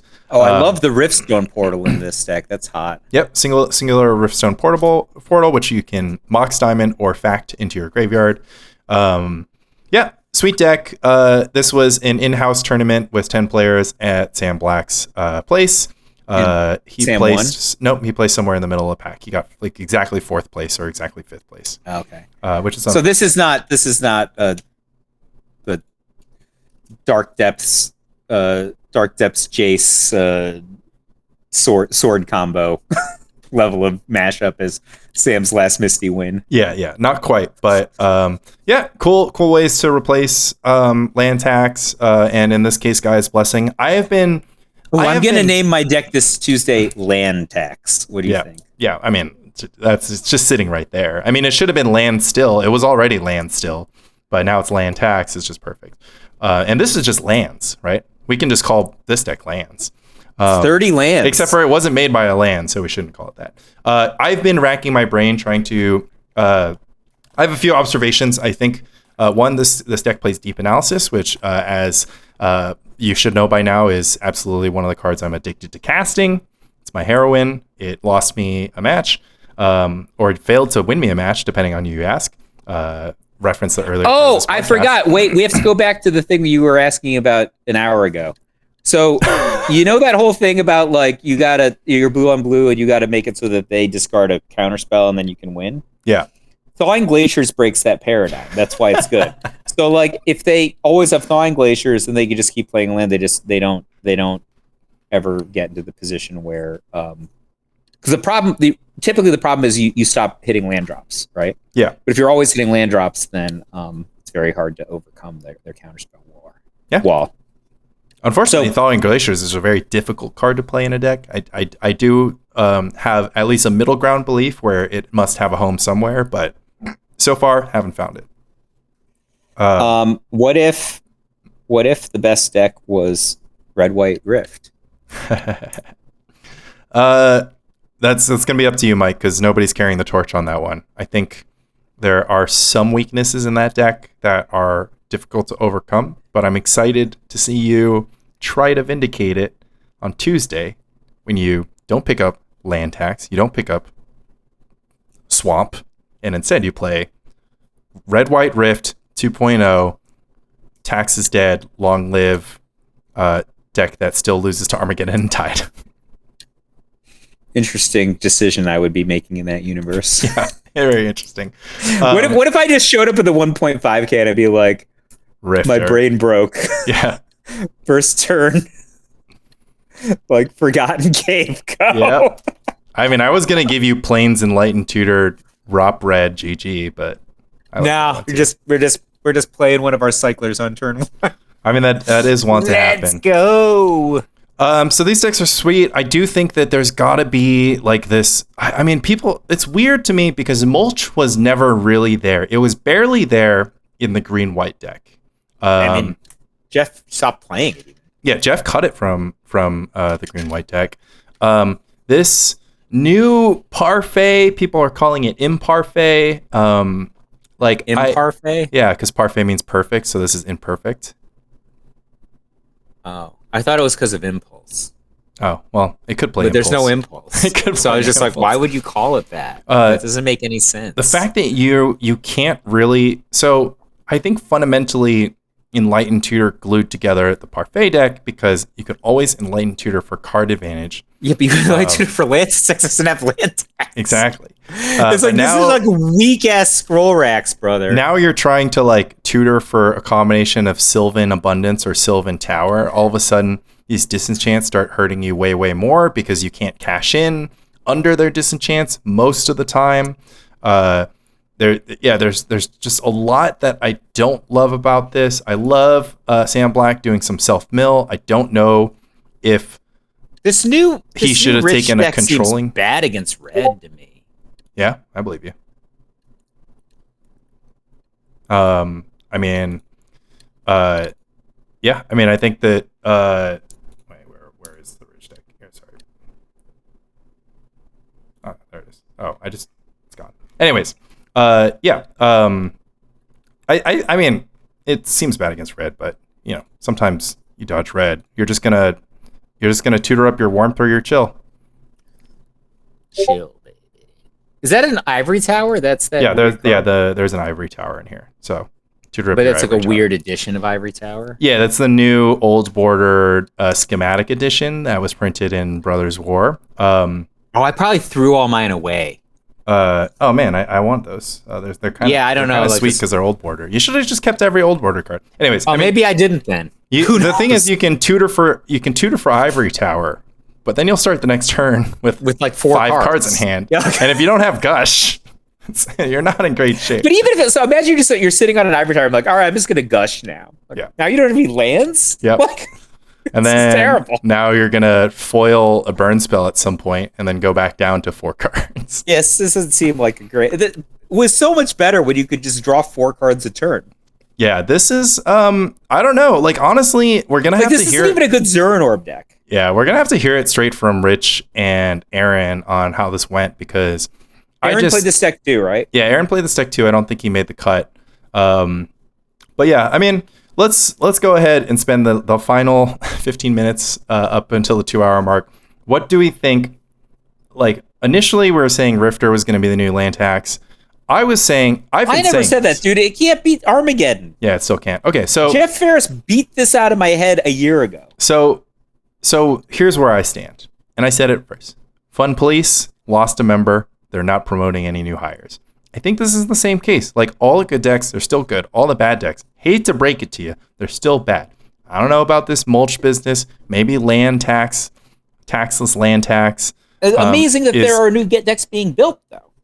I mean, that's like this has happened before, right? Where a card gets banned, people are like, it's time to brew, and then all their brews fail to usurp the void that was left behind, and instead, new set printings are the things. A really good deck. I don't know if it's the best deck, but it might be the second best deck in the format.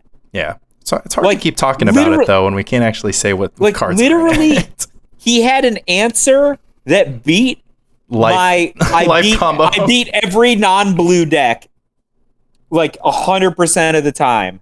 And he's just like, well, what if I had the exact same combo as you, but I had 4 copies and 3 copies? So you're 2 copies and 2 copies. And I'd be like, and he's like, and I also have Armageddon and Cataclysm in my deck. And I'd be like, I guess you would be at a dramatic advantage. Yeah. Because you literally have the same combo that I figured out, but more copies of them.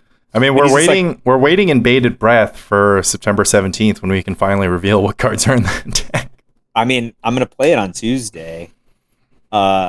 And Land doesn't listen to our podcast, does he? He might on the sly. He might Who just knows, be like, man? Like he talks big game, but he might secretly be like, man, I love those guys. I love listening to them talk for 2 hours. He's one of my best friends. I just don't think he listens to my podcast. Yeah, he's one of your best friends, but he bullies you, so it's kind of like, you know. He doesn't bully me, does he?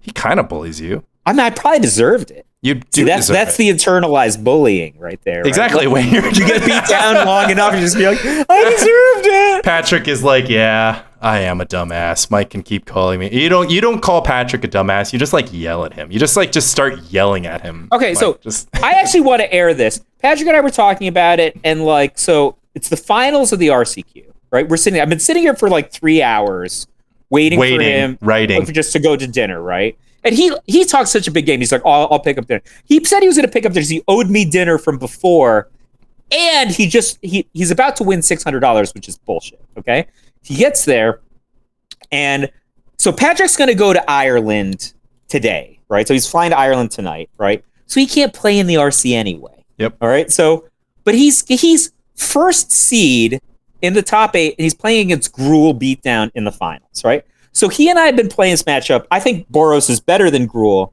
And so I won every game on the play, and Patrick won.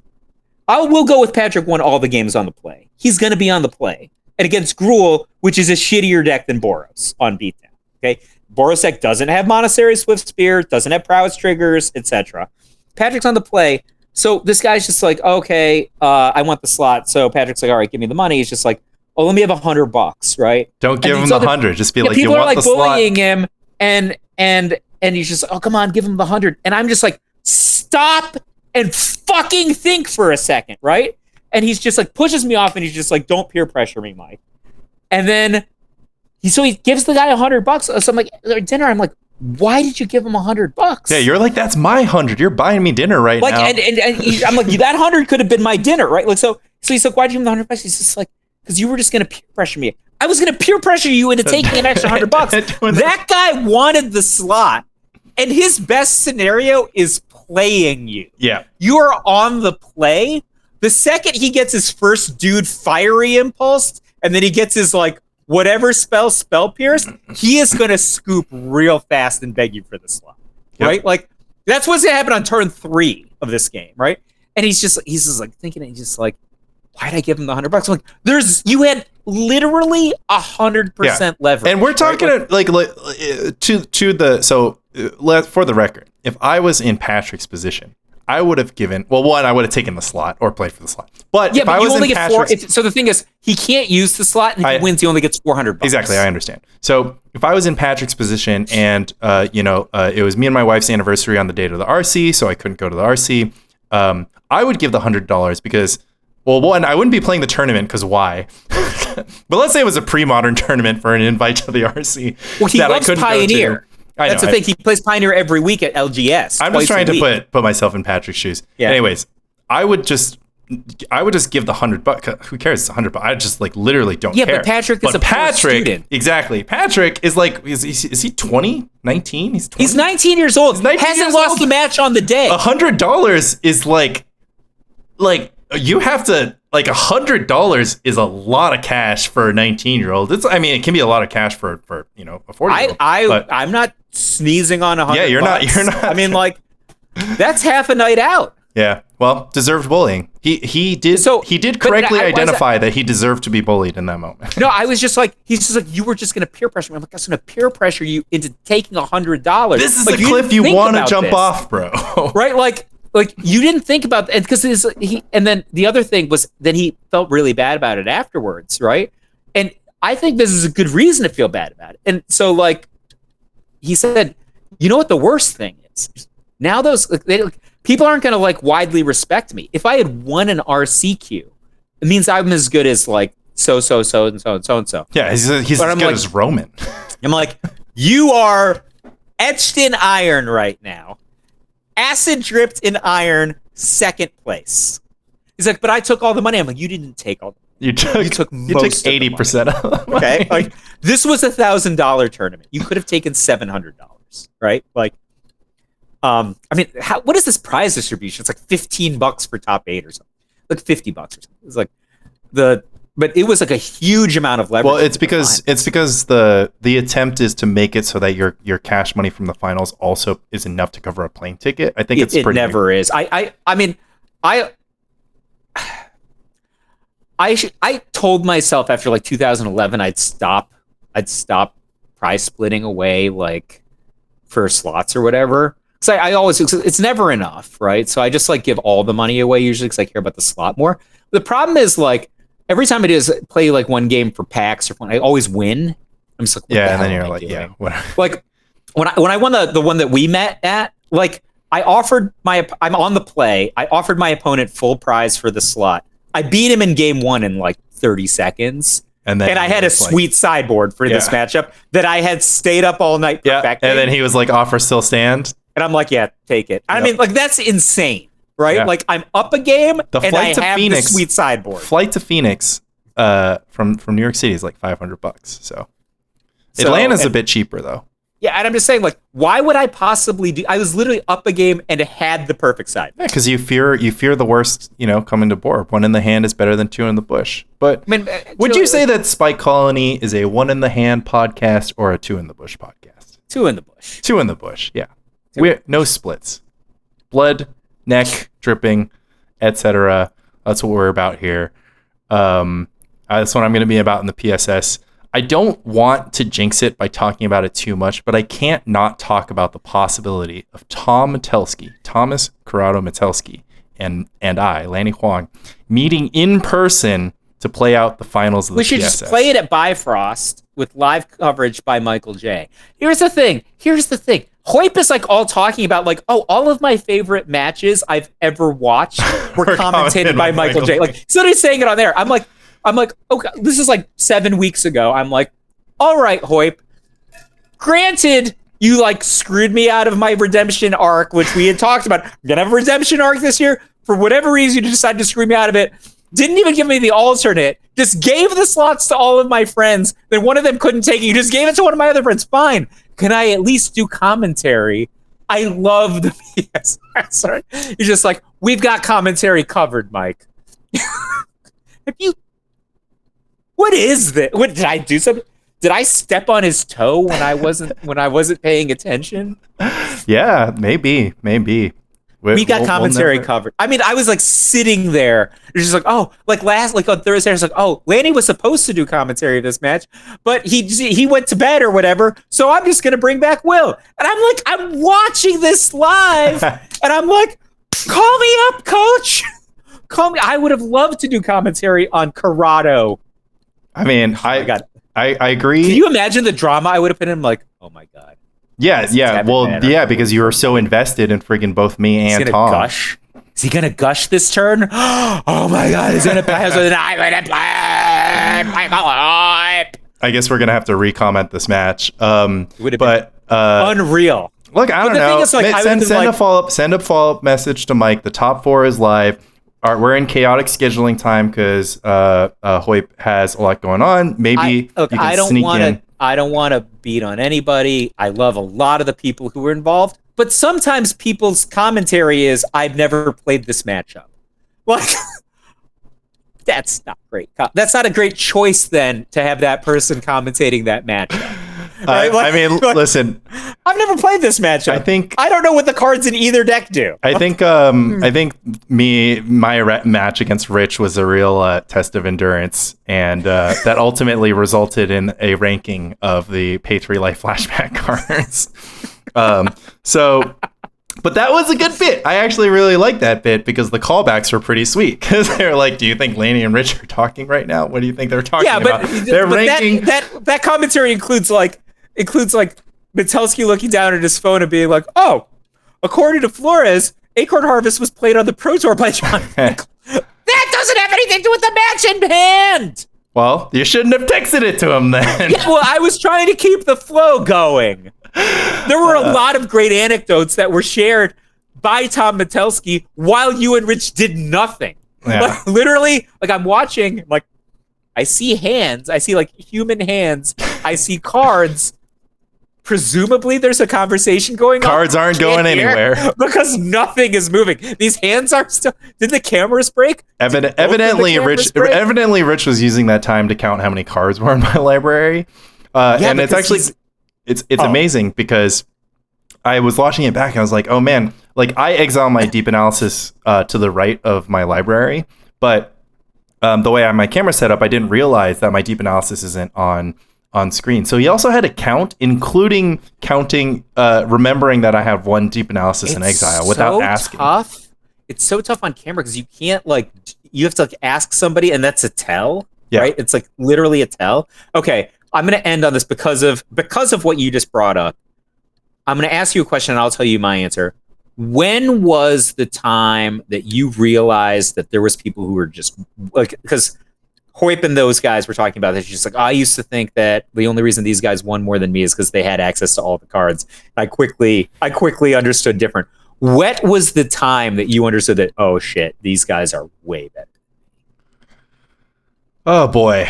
I would say that I have always known that there was something that separated a player that I respect, like Sam Black, like Rich Shea, like Gabriel Nassif. I always knew that there was something that separated them from me, and I did think that with some amount of hard work and dedication that I would reach that point. And I do think that obviously with an unlimited amount of hard work and dedication, I could get to that point. But I would say that in the past year, I've started paying attention to how people play and thinking really hard about why they're doing what they're doing and what I would have done. And I think in this past year, in attempting to improve my play and watching myself make mistakes that really eat me alive, is like when I've kind of had the blended realization that I currently do not possess professional level, a bit like pro tour level ability at Magic. And that isn't a singular moment. I mean, I do think that like, obviously my head exploded when Rich, vision charmed Jared. Like that would be an easy one to point to of just being like, oh, I would have never done that. I literally would have never done that. But that kind of thing has happened to me probably like a dozen times in the past like 12 months. So, that's my answer.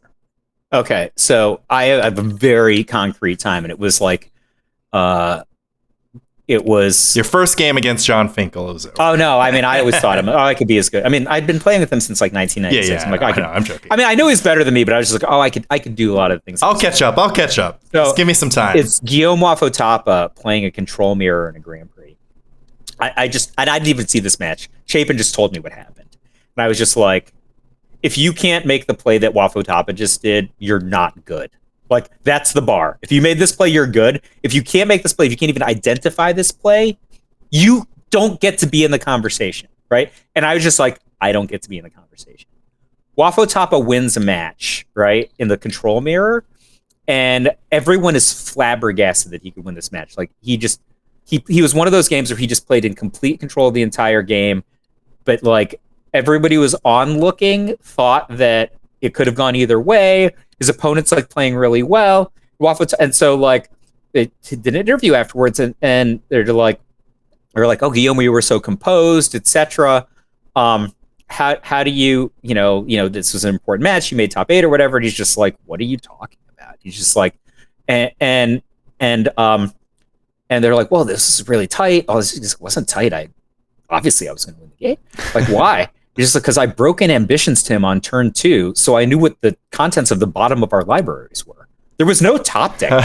There was like, we were going to go to libraries. I knew who had how many cards, and I knew what we were. It's not, I didn't know what we could draw. I knew what we were going to draw, right? Because he won the Clash out of Broken Ambitions on turn 2. He's just, and there people are like, you remembered that? He's just like, you didn't? Like, so here's the thing. This is why it's the bar on if you're good or not. Everyone had perfect information on this. Only Wafotapa acted on it, right? Like, so if you can't win the games that you have perfect information, you're not good.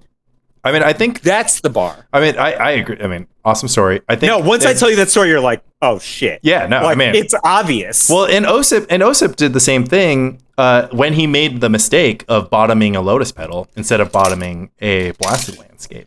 He like literally was like, oh shoot, the Lotus Petal I bottomed. Now I'm gonna win one turn later. Yeah, now so my match against Rich, the thing that happened, the reason why the first thing that I said was like, this is what it feels like. This is what it feels like to play against Rich Shea, is because I am familiar.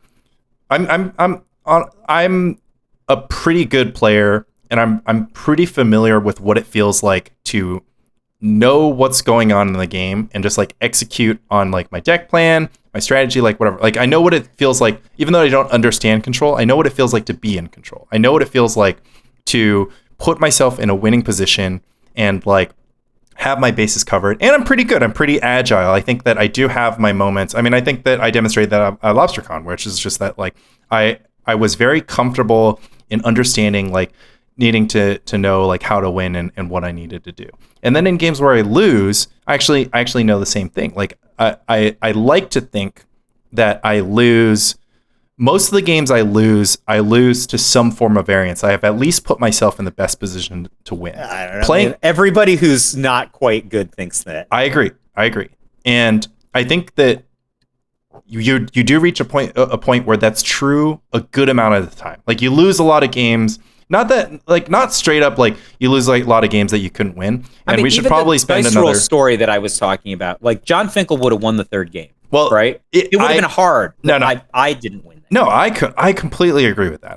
Don't get me wrong. Like I'm not saying that I don't give up percentage. I'm just saying that like when I lose games, like a lot of like I'm not saying I lose games to variance. I'm saying I lose games because in my evaluated range, like I don't even think I misevaluated evaluated my opponent's range. I just simply like executed on like, you know, I took a coin flip play and I lost, or I took a minority play and I lost. I took a debatable, you know, I could defend how I played that game, right? So playing against Rich, I can't defend how I played that match. And that doesn't happen to me that often, because oftentimes I can either make mistakes and win, or I can lose in ways that, like, even if I corrected my mistakes, I would have still lost. We say that often, right? We're just like, oh, still would have lost. Like, did the wrong play, still would have lost. And I think just a very small minority of games you lose having recognized that, you know, you did the wrong thing. And not just like a punt, not just like, oh, I tapped my dual land. Like, you wrote an article about like the 3 kinds of mistakes. It's one of my favorites. And, you know, basically this isn't like category 1 or 2 mistakes where you just like fail to notice something. You fail. I mean, I will say this in the Waffle Tapa story, that's like a low category mistake, right? Not tracking the bottom card of your opponent's deck is like, but he also knows the bottom card of his deck. That's the thing. Well, not tracking this information is a mistake, you know, that effectively can be corrected just by paying attention or taking notes or that kind of thing. I'm talking about like mistakes that, like, you know, you fundamentally didn't get a correct read on your opponent. You didn't take advantage of information that was given, like, you know, high level mistakes, like, you know, not like, oh, I played a land first or I sequenced my spells wrong. Like, just like a high level, like, my opponent had the script. We just did an Ancestral Recall talking about visualization. Either you failed to visualize, your opponent visualized better than you. And this is Rich's skill. When we discussed the match afterwards, you were like, I think that Rich has an unwavering execution. He is extremely good at... Is Rich's educational background? It's like computer science and mathematics. Yeah, right? he's like a mathematician. Yeah, scientist, so yeah. I'm just going to cut through what you're saying makes sense, but I just want to cut through a really easy example. My friend Steve Sadin, my old teammate Steve Sadin, who's a Grand Prix champion with Flash Hulk, right? Once didn't make the top 8 of a tournament. I was watching him play, and he has a. I just want to stop you 1 second. This is the Steve Sadin. Is he the one who in the Flash Hulk Grand Prix he was asked to execute the combo by Owen Turtenwald, and then didn't understand how to do it. But then he plays against Owen again in the finals, and then he knew how to do it at that point. Yeah, so that is stupid. So he's like 7-0 or something at this point, where Owen finally is the first person to ask him to execute his combo. He doesn't know how. It's hilarious. That deck was brewed at my house while I was babysitting Bella when she was an actual baby. Babysitting, she's my kid, right? You're like, I was on the nanny shift for my daughter. You know, so by Billy Moreno. So anyway, he has this Wooded Foothills in play, right? And he top decks, loses the game, never breaks the Wooded Foothills, right? So I asked him, I was like, you know, you just never do any action, right? You died by flood, right? Why didn't you break the Wooded Foothills? That doesn't make any sense. Like, you just sat there and didn't draw anything. And he's just like, well, because breaking the Wooded Foothills is wrong. And I was just like, no, breaking the Wooded Foothills reduces the amount of lands in your deck. So you just needed to draw some action to finish the game, right? You just drew lands. That's why you lost. He's like, no, because I magma jetted 2 lands to the bottom of my library. Yeah, right. Breaking the Wooded Foothills. That's another tracking story. No, but I'm just saying, like, but it's like it's the reason that I bring it up, which is it is a tracking story, right? Yeah. The reason I bring it up is Fran says to me, he says, like, when people ask me for advice, because Fran is like a content creator and he's like a prominent player of Amulet Titan, and you know, now he's, you know, the champion of champions at premodern. So people ask him for advice on how to be better at Magic. And Fran says the problem that people have, and the reason they're not getting any better, because people are begging for heuristics. People are begging for, tell me what to do in all the general cases. Perfect tactical answer. Right? So like, it's like for all the general cases, the general case is break Wooded Foothills if you're mana flooded, right? But if you do that in the case that Steve was in, you literally add 2 lands to your deck. You are adding 2 lands. You're not subtracting a land.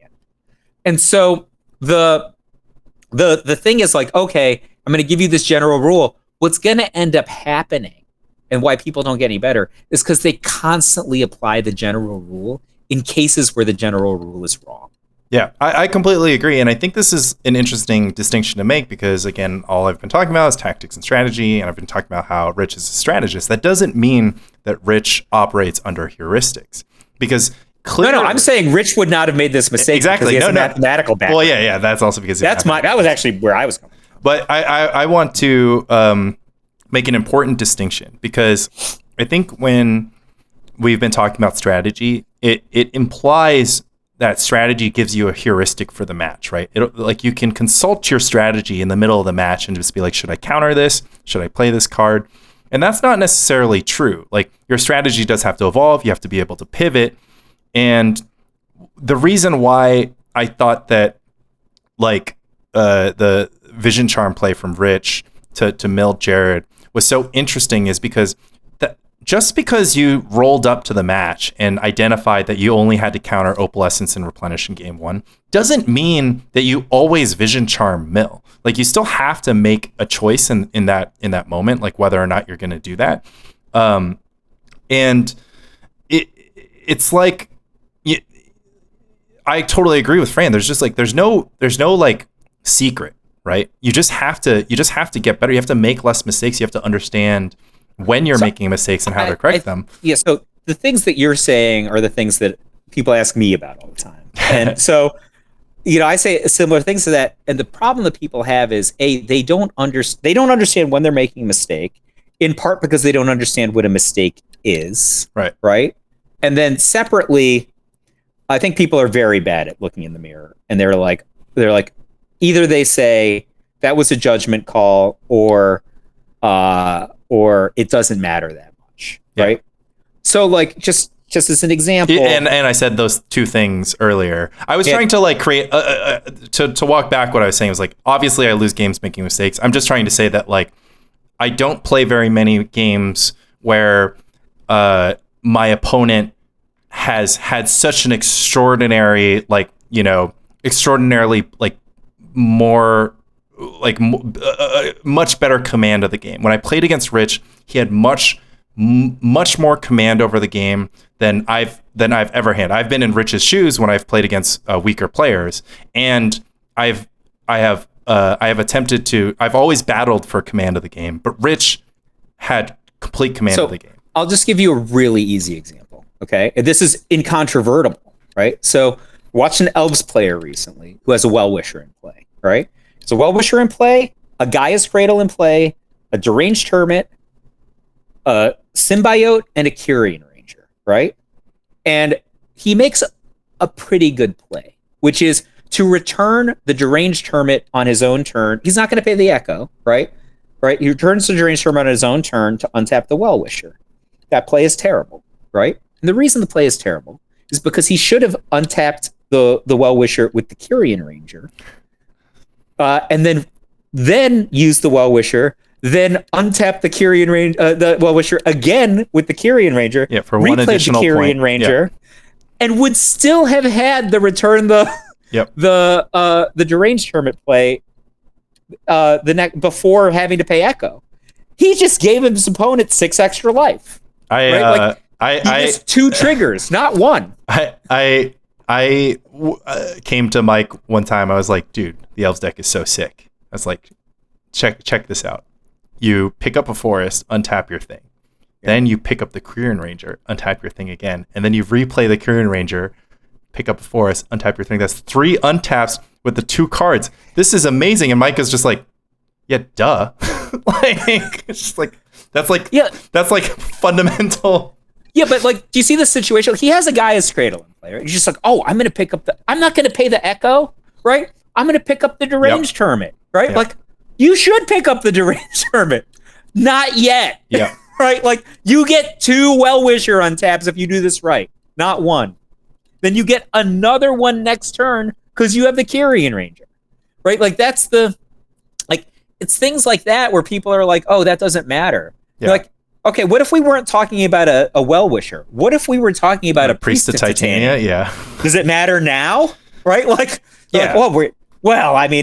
If you didn't see it on the Well-Wisher, what makes you think you would have seen it on the Priest of Titania? That's how come Olarade can do 3,000 damage on the 3rd turn, and you could do 20 damage on the 4th turn. Yeah. You're like, I did 20 damage on the 4th turn. I'm really fast. I'm like, interesting. You missed by 2,900 damage and a full turn. I guess I'll have to add that. I mean, I'm fascinated by this topic, and I kind of, I guess we'll just have to talk more at a future date, like the understanding mistakes and how to correct them, because it's tough. Like, this is what you're describing is like, just a different category, right? It's an optimization mistake, and those are also really difficult They to just manage. didn't see it. Yeah, that's the thing, right? So like when I play elves, for example, I flip over my untapped guys so I remember which ones I used. Right. Right. That's a common thing. I want to use all of them. So Mike, do you feel like, okay, so let's put it this way. The reason why I thought my match against Rich was interesting is because I don't think I punted versus Rich, with the exception of casting the deep analysis. Like, obviously, that's like a combination. Punted means I made a mistake so bad I lose the game. Effectively, punting, I would say, is just making what I would say is like a tracking mistake or a tech optimization mistake. So, I mean, respectfully, Lanny, you made so many mistakes. It's really hard. It's like to say like which mistake mattered. Like you didn't figure out the matchup to begin with. You should have been more aggressive. Like, okay, if I say that the right way to play is X, right? First of all, I think you intuition for the wrong cards to begin with. Second of all, I think that you didn't use your deep analysis to the furthest extent. Which one of those is the punt, right? Because you already made 2 mistakes that aren't on your list. But that's the thing is like, I was like living in a world where that if I dealt, this is like, I want to speak in defense of not deep analysising aggressively.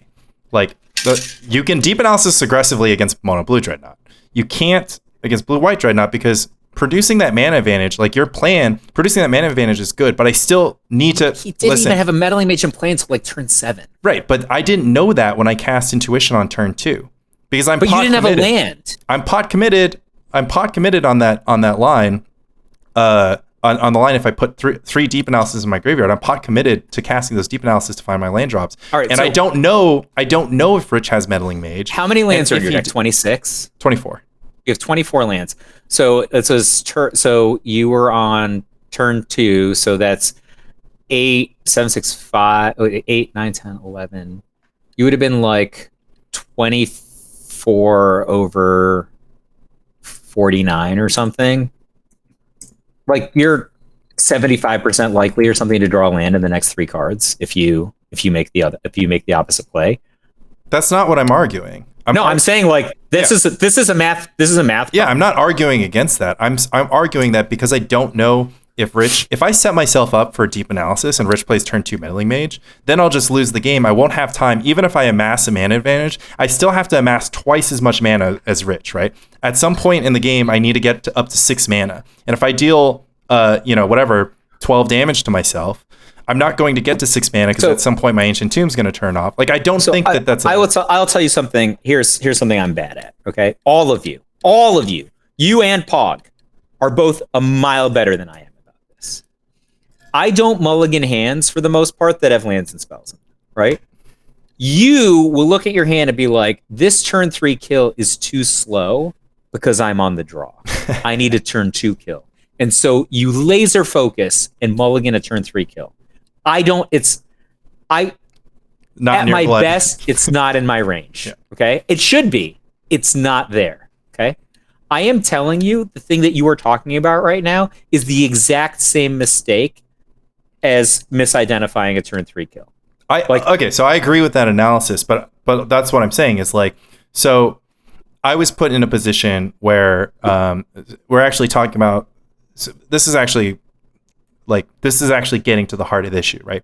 Because the mistake I made wasn't like this was the right play or this is the wrong play. The mistake I made was not identifying that I would lose the game to a turn 2 meddling mage anyways if I get a land or if I don't get a land. So I might as well just not get a land and go digging deep. Eric Lauer taught me something in 1997, and it became one of the greatest principles in Magic, and I took credit for it, right? So I was friends with Eric Lauer. It's like 97, I think.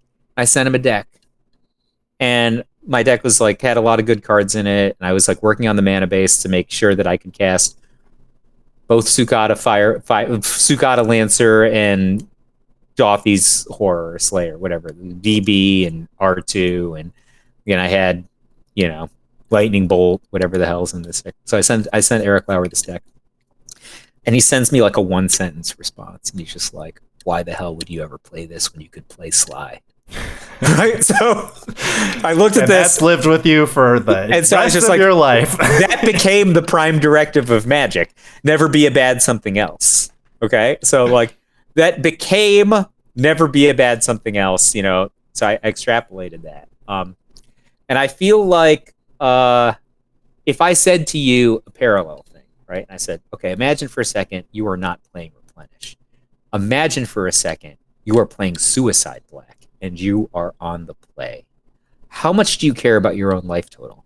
You have no bones about who the beatdown is, and you're on the play. As long as they don't do 20, you're okay with it, right? That's the same situation you're in. Yeah, I mean, I'll just say that, like, I've at least played out the scenario a few times in other matches where, like, I've been playing Intuition Triple Deep for. Since before you did it against me. I thought you were the best deck designer in the world. Yeah, exactly. Like, oh my god, Lanny's the best deck designer in the world. And when I ran it a few times against the blue-white deck, I had realized that I can't always do it because the Ancient Tombs and the Deep Analysis would stack up, and then even if I had access to 17 cards because I drew freaking 10. Even if I had access to all those cards, I wouldn't be able to deploy them before my life total had been reduced to 0 thanks to Ancient Tomb. So I agree with you. I think I've come around to it. When we started this podcast, I was like, there's just no way I'm going to Intuition for Triple Deep there. That's too much of a throw. Now I've finally reached a point where I'm like, I understand that I couldn't live in a meddling... Like, once I kept the hand, I couldn't live in a meddling mage world. And when I kept the hand, I was like, if I draw at least one more land, then I can make this Intuition suck a lot less. But by having... the only island Ancient Tomb, I was in the hurt locker, as you like to say. So, but I think it's interesting because, like, that wasn't a punt, right? I made a fine play, and it wasn't an optimization. It wasn't like I made a fine play that's undefensible. It's just not the right play, and that's the kind of mistake that's really hard to identify, and that's the mistake. That's the kind of mistake you keep making when you're bad. Let's say you have to, like, I don't know, defend your family from a marauding axe murderer. Like, not one, like 5 marauding axe murderers are going to come. And you stumble into a shack in the woods, right? And you now have a decision in front of you. You can take a crossbow. And crossbow was such a deadly weapon. Sir Walter Raleigh said that it thought it would end all war. Right? There's an antique crossbow. By the way, the Chinese had the crossbow in the BC, right? But when it was invented, prominent English gentleman and war master Sir Walter Raleigh said, "This weapon is so terrible, it's going to end all war." Right? So you can take a crossbow, or you can take an AK-47, and not just an AK-47. There's just stacks of fucking ammo. Okay, you're not going to run out of bullets. Okay? Like, you could take one, and then you say, for the rest of the adventure, I shot that crossbow so well. You're like, oh my god, I got a headshot with that crossbow, and it only took me 3 minutes to reload. I got the reload time down. So good at sending arrows. That's you. Just own up to the fact you didn't take the AK-47.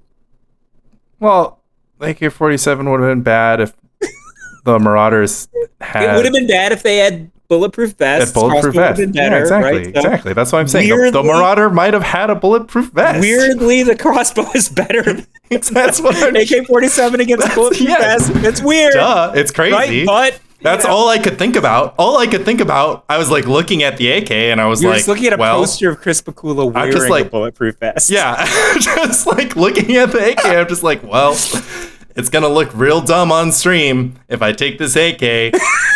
And it turns out the Marauders, they just have a bulletproof vest. Oh, the thing that's hilarious to me, though, this is actually super hilarious to me, is because I'm an archer, right? So, like, people are like, I don't know that you're an archer. You didn't know I'm an archer? Hilarious given to just throw out there. I used to just, before FNM came back, I used to just post my, like, bullseyes, because I used to just shoot archery 2 hours every Friday night. Oh, nice. Before FNM came back. Let's get back to that.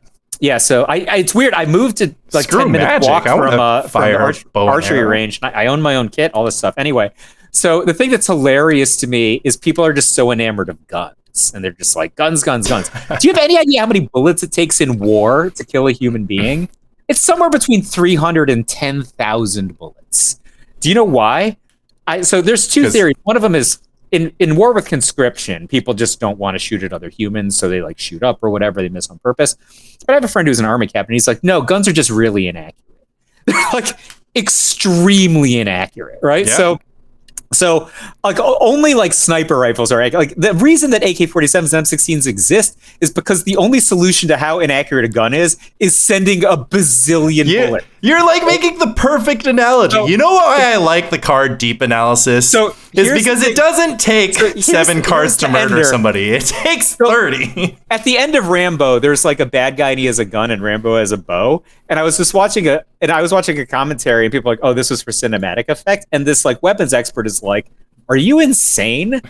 One man with a bow versus one man with a gun? The bow wins 100% of the time. So I'm just thinking like guns are so inaccurate. I've been in a shooting range and I'm like, I would ace any like from 50 yards, you're dead. Like, doom! Like, it's hilarious. Like a bow versus a handgun, never win. Like Archer never misses, and like it depends. Like my bow has like heads that are designed for punching through paper targets. But if you have like an arrowhead that's sharp, it will literally rip through a human body, and you never miss. Yeah, like, do you know how big like a human midsection is to somebody who has a sight on their bow?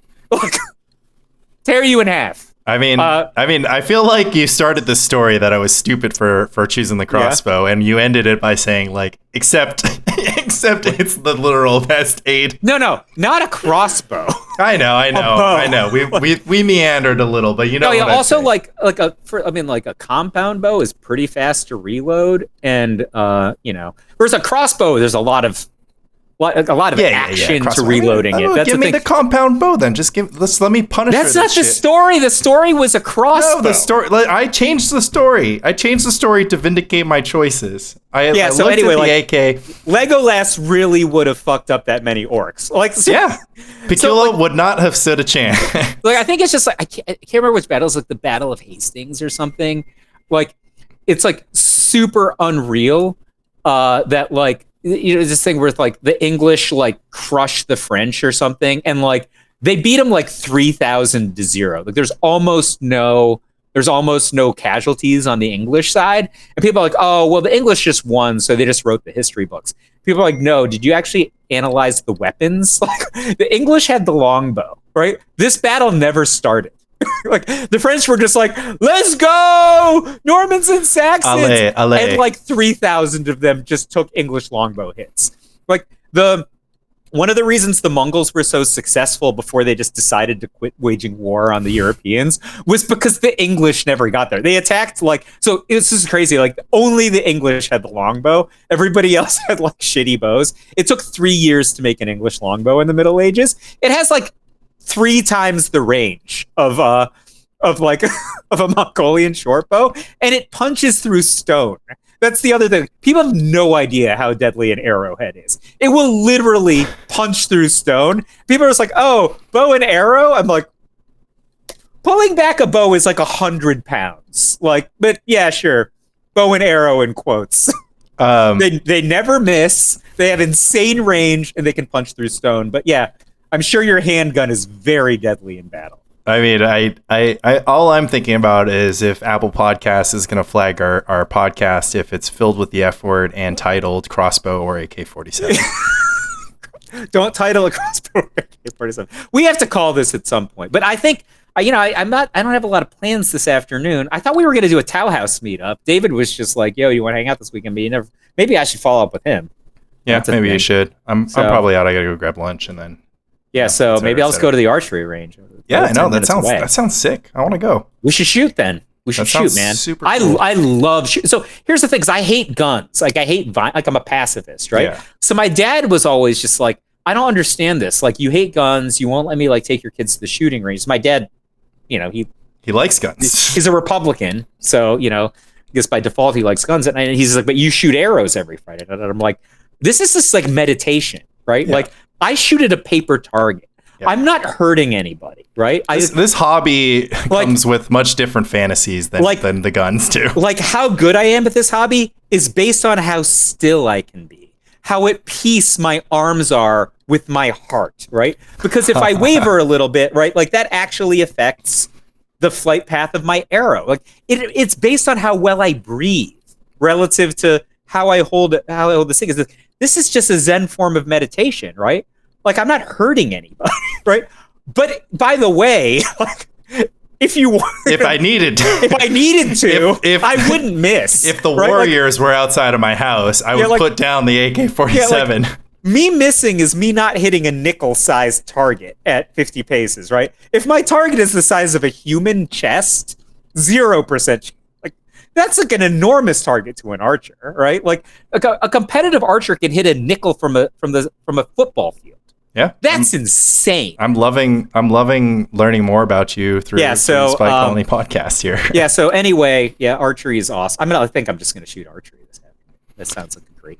I have to work, but if nobody wants to play Magic with me until Tuesday, make a black deck.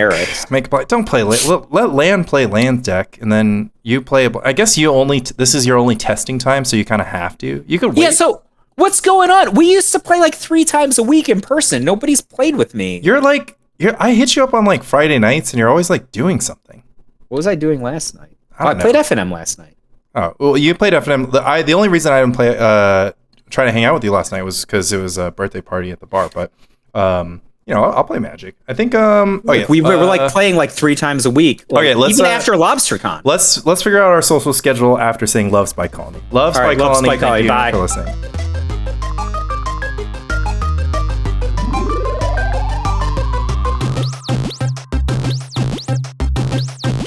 Game over.